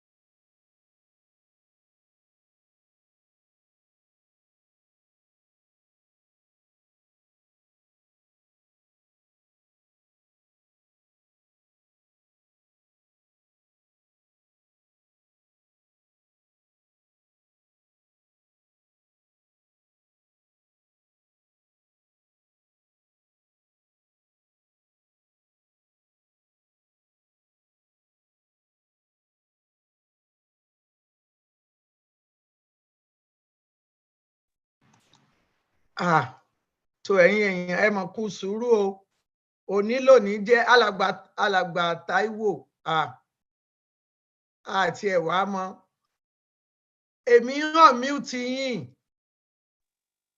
ok. ẹ ṣẹ̀ṣẹ̀ mute mi nísìnyí ni. So mo ní àìsí bẹ́ẹ̀ láì dá sí à ń retí yín lọ́jọ́ mẹ́jọ náà mo sì máa ṣèkéde yẹn fún àwọn èèyàn ṣùgbọ́n ẹ jẹ́ gbóhùn yín. Ẹ ṣé púpọ̀ ní àkọ́kọ́ mo kí bàbá wa mọ̀ye bàbá Adéníran Ọlọ́run á jẹ́ ká rí yín pé bàbá. Àrídùnnú lẹ jẹ́ fún wa ní rí ní ìbànújẹ́ lágbára Ọlọ́run. Àṣẹ o. Bàbá wa náà Hashim Hussaini bàbá mi dáadáa mo kí ẹ kú ọjọ́ mẹ́ta ẹ kú iṣẹ́ ìlú. Mo dẹ̀ kí gbogbo àwọn tó wà lórí ìkànnì yìí náà Chris Akíngbadé ẹ kú ọjọ́ mẹ́ta. Àìsí bẹ́ẹ̀ láì dáhùn sí ọ̀rọ̀ tí ìyá wa gbé wá lónìí ètò tó dáa púpọ̀ ni nǹkan tí wọ́n ń sọ ní wẹ́rẹ́ pẹ̀lú ìjẹkújẹ tí wọ́n à ń jẹ Nàìjíríà kì í ṣe nǹkan kékeré o kì í ṣe àwa táwa ń lé la mọ nǹkan tí à ń rí la mọ ẹ̀gbin tí à ń kó jẹ tí kò dẹ̀ sí ọgbọ́n gbọ́n tá a fẹ́ ta sí àfẹn tó bá fẹ́ kébi ó lu òun pa ló ṣẹ́kù oríṣiríṣi ẹ̀gbin là ń kó jẹ nígbà tí ò síjọba tó máa ṣètò wípé báwo ni wọ́n ṣe ní fún wa níjẹkújẹjẹ kò síjọba yẹn ń bẹ so gẹ́gẹ́ bí Mr. Akíngbadé ṣe sọ tíjọba tara wa bá wà nínú ìsìn tá a bá lófin wípé ẹnikẹ́ni tán bá mú tó bá fi kábàdì ṣe anything ẹ̀wọ̀n ọdún 10 ló ń lọ. Torí apààyàn ni. Ẹ̀sùn apààyàn náà máa fi kàn án ẹ rí i pé láàrin oṣù kan ẹ̀ ní gbúrò wípé wọ́n fi poison wọ́n fi ń preserve oúnjẹ mọ́ ṣùgbọ́n mo ti rí ọpọlọ nínú nǹkan tí ìyá wa Ṣọlá Yusuf sọ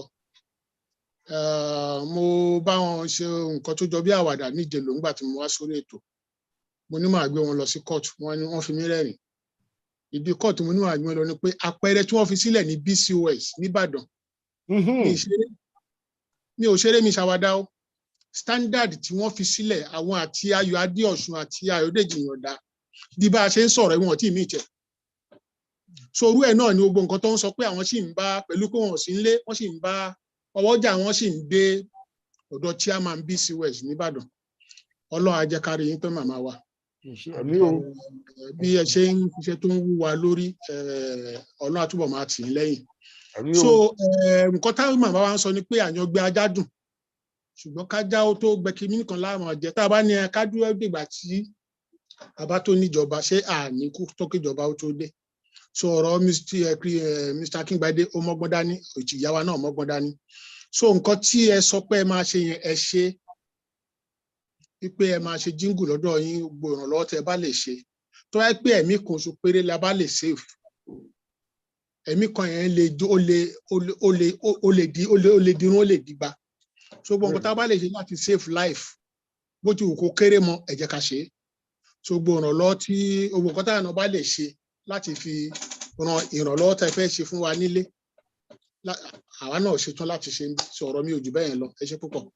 Ẹ ṣeun o alàgbà mo dúpẹ́ ọgbọ́n yín ò ní dópin a máa rí yín bá ẹ ṣeun a dúpẹ́ tó ẹ̀yin inú mi sì dùn pé Gíwọ́ Olómi Ẹ̀rọ wọ́n sì wà ń bí àwọn náà bá wa nawọ́ sí ọ̀rọ̀ Èkó torí èmi ó pè wọ́n ó sì yọ wọ́n lẹ́nu dáadáa lórí pé ọ̀nà wo ni ká gbà pẹ̀lú ògo Ọlọ́run yóò ju wá ṣe ikú wa àjọkú ni ààwẹ̀ wa àjọgbà ní ọjọ́ mẹ́jọ kí n ṣe àlàyé kí ẹlẹ́mìí ò mọ̀ gbà á ohun tá a ṣe lọ́jọ́ mẹ́jọ yóò tún yàtọ̀ ní ọjọ́ mẹ́jọ gbogbo àwọn ajìjàgbara là ń kó bọ̀ àwọn tá a bá mọ̀ mo ti ń lé wọn àwọn kan dáhùn àwọn kan ò dáhùn gbogbo ẹni tó bá dáhùn ẹ rí wọn ń bí àwọn tí mo bá pè tí wọn ò bá dáhùn ẹ gbọ́ orúkọ wọn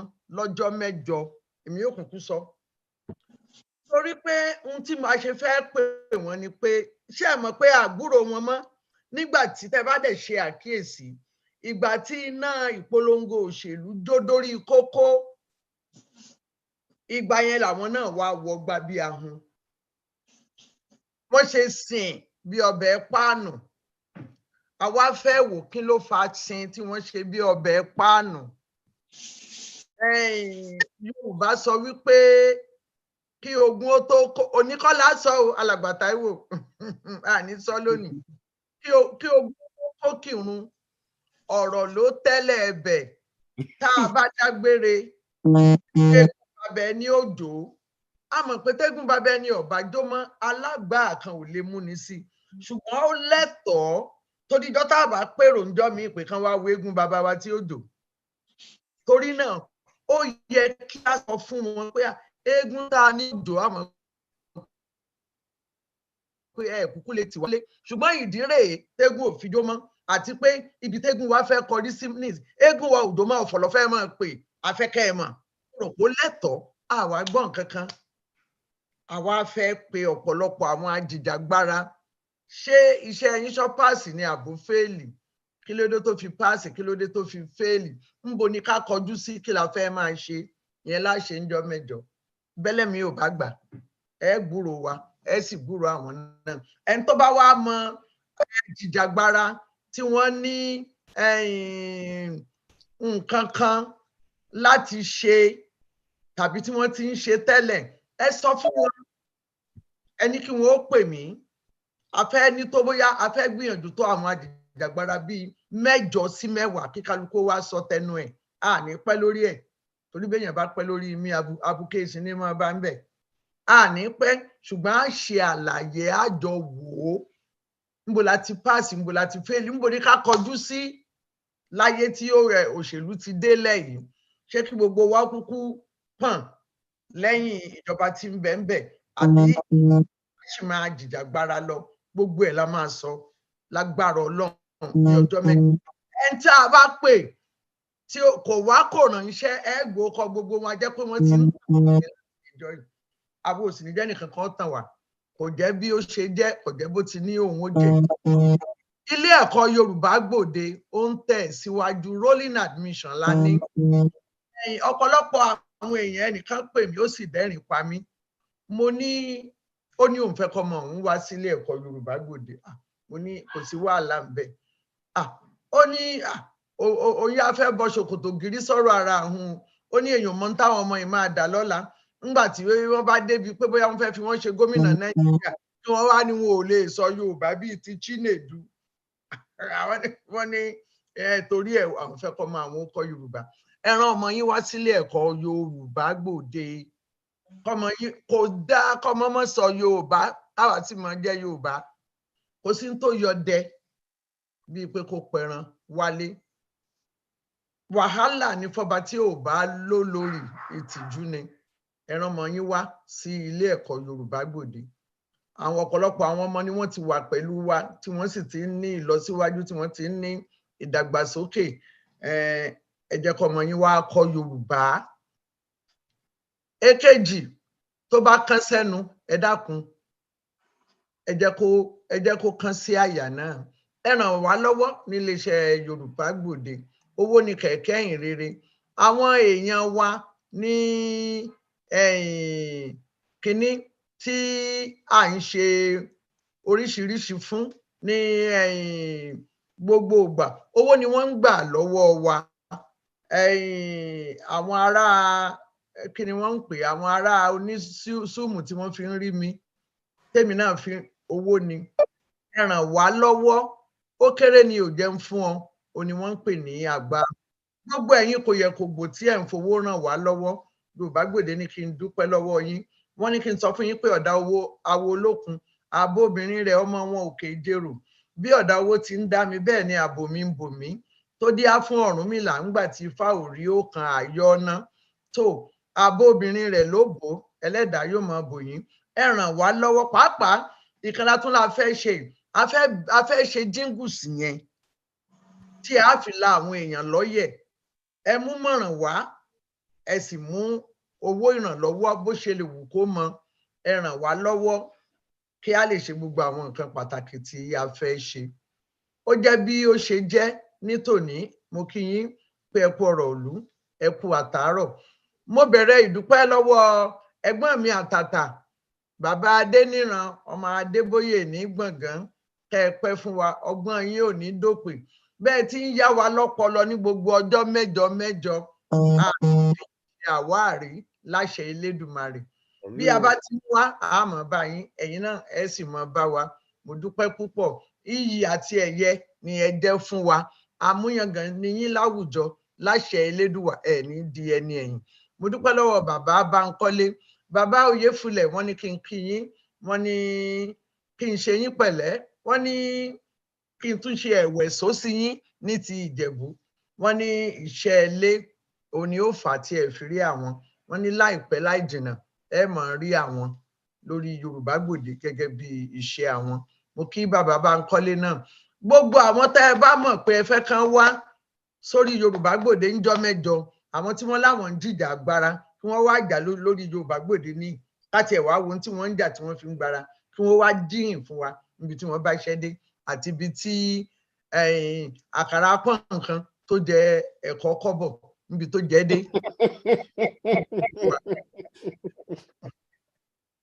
Yóò ṣojú gbogbo wa. So oníyan ṣe ọlọ́bẹ̀ ṣe o, ẹ̀yin tẹ́ ẹ jẹ́ náà kú àìbínú. Ṣọlá Yusuf ni orúkọ mi. Èmi ní obìnrin gbọ̀ngbọ̀ngbọ̀n bí ẹ ń tẹ̀pá òde, àìtó ní bá gbé, ká má tó ní bá wí, ọmọ wọn nílé Olú Òkun o. Mo dúpẹ́ lọ́wọ́ yèyé mi o, Ègbìnọlá Adékúnbí àtúnwọ̀ ẹ̀dú tó kọ́ mi láṣà àmújèrè àṣà. Ire ní mògùn ará alágbẹ̀dẹ ọmọ awórin túnirọ, ibi tó bá wà. Ilẹ̀ rẹ ni o. Ìyókù dọjọ́ mẹ́jọ. Ire o, ire gbẹ̀gbẹ̀.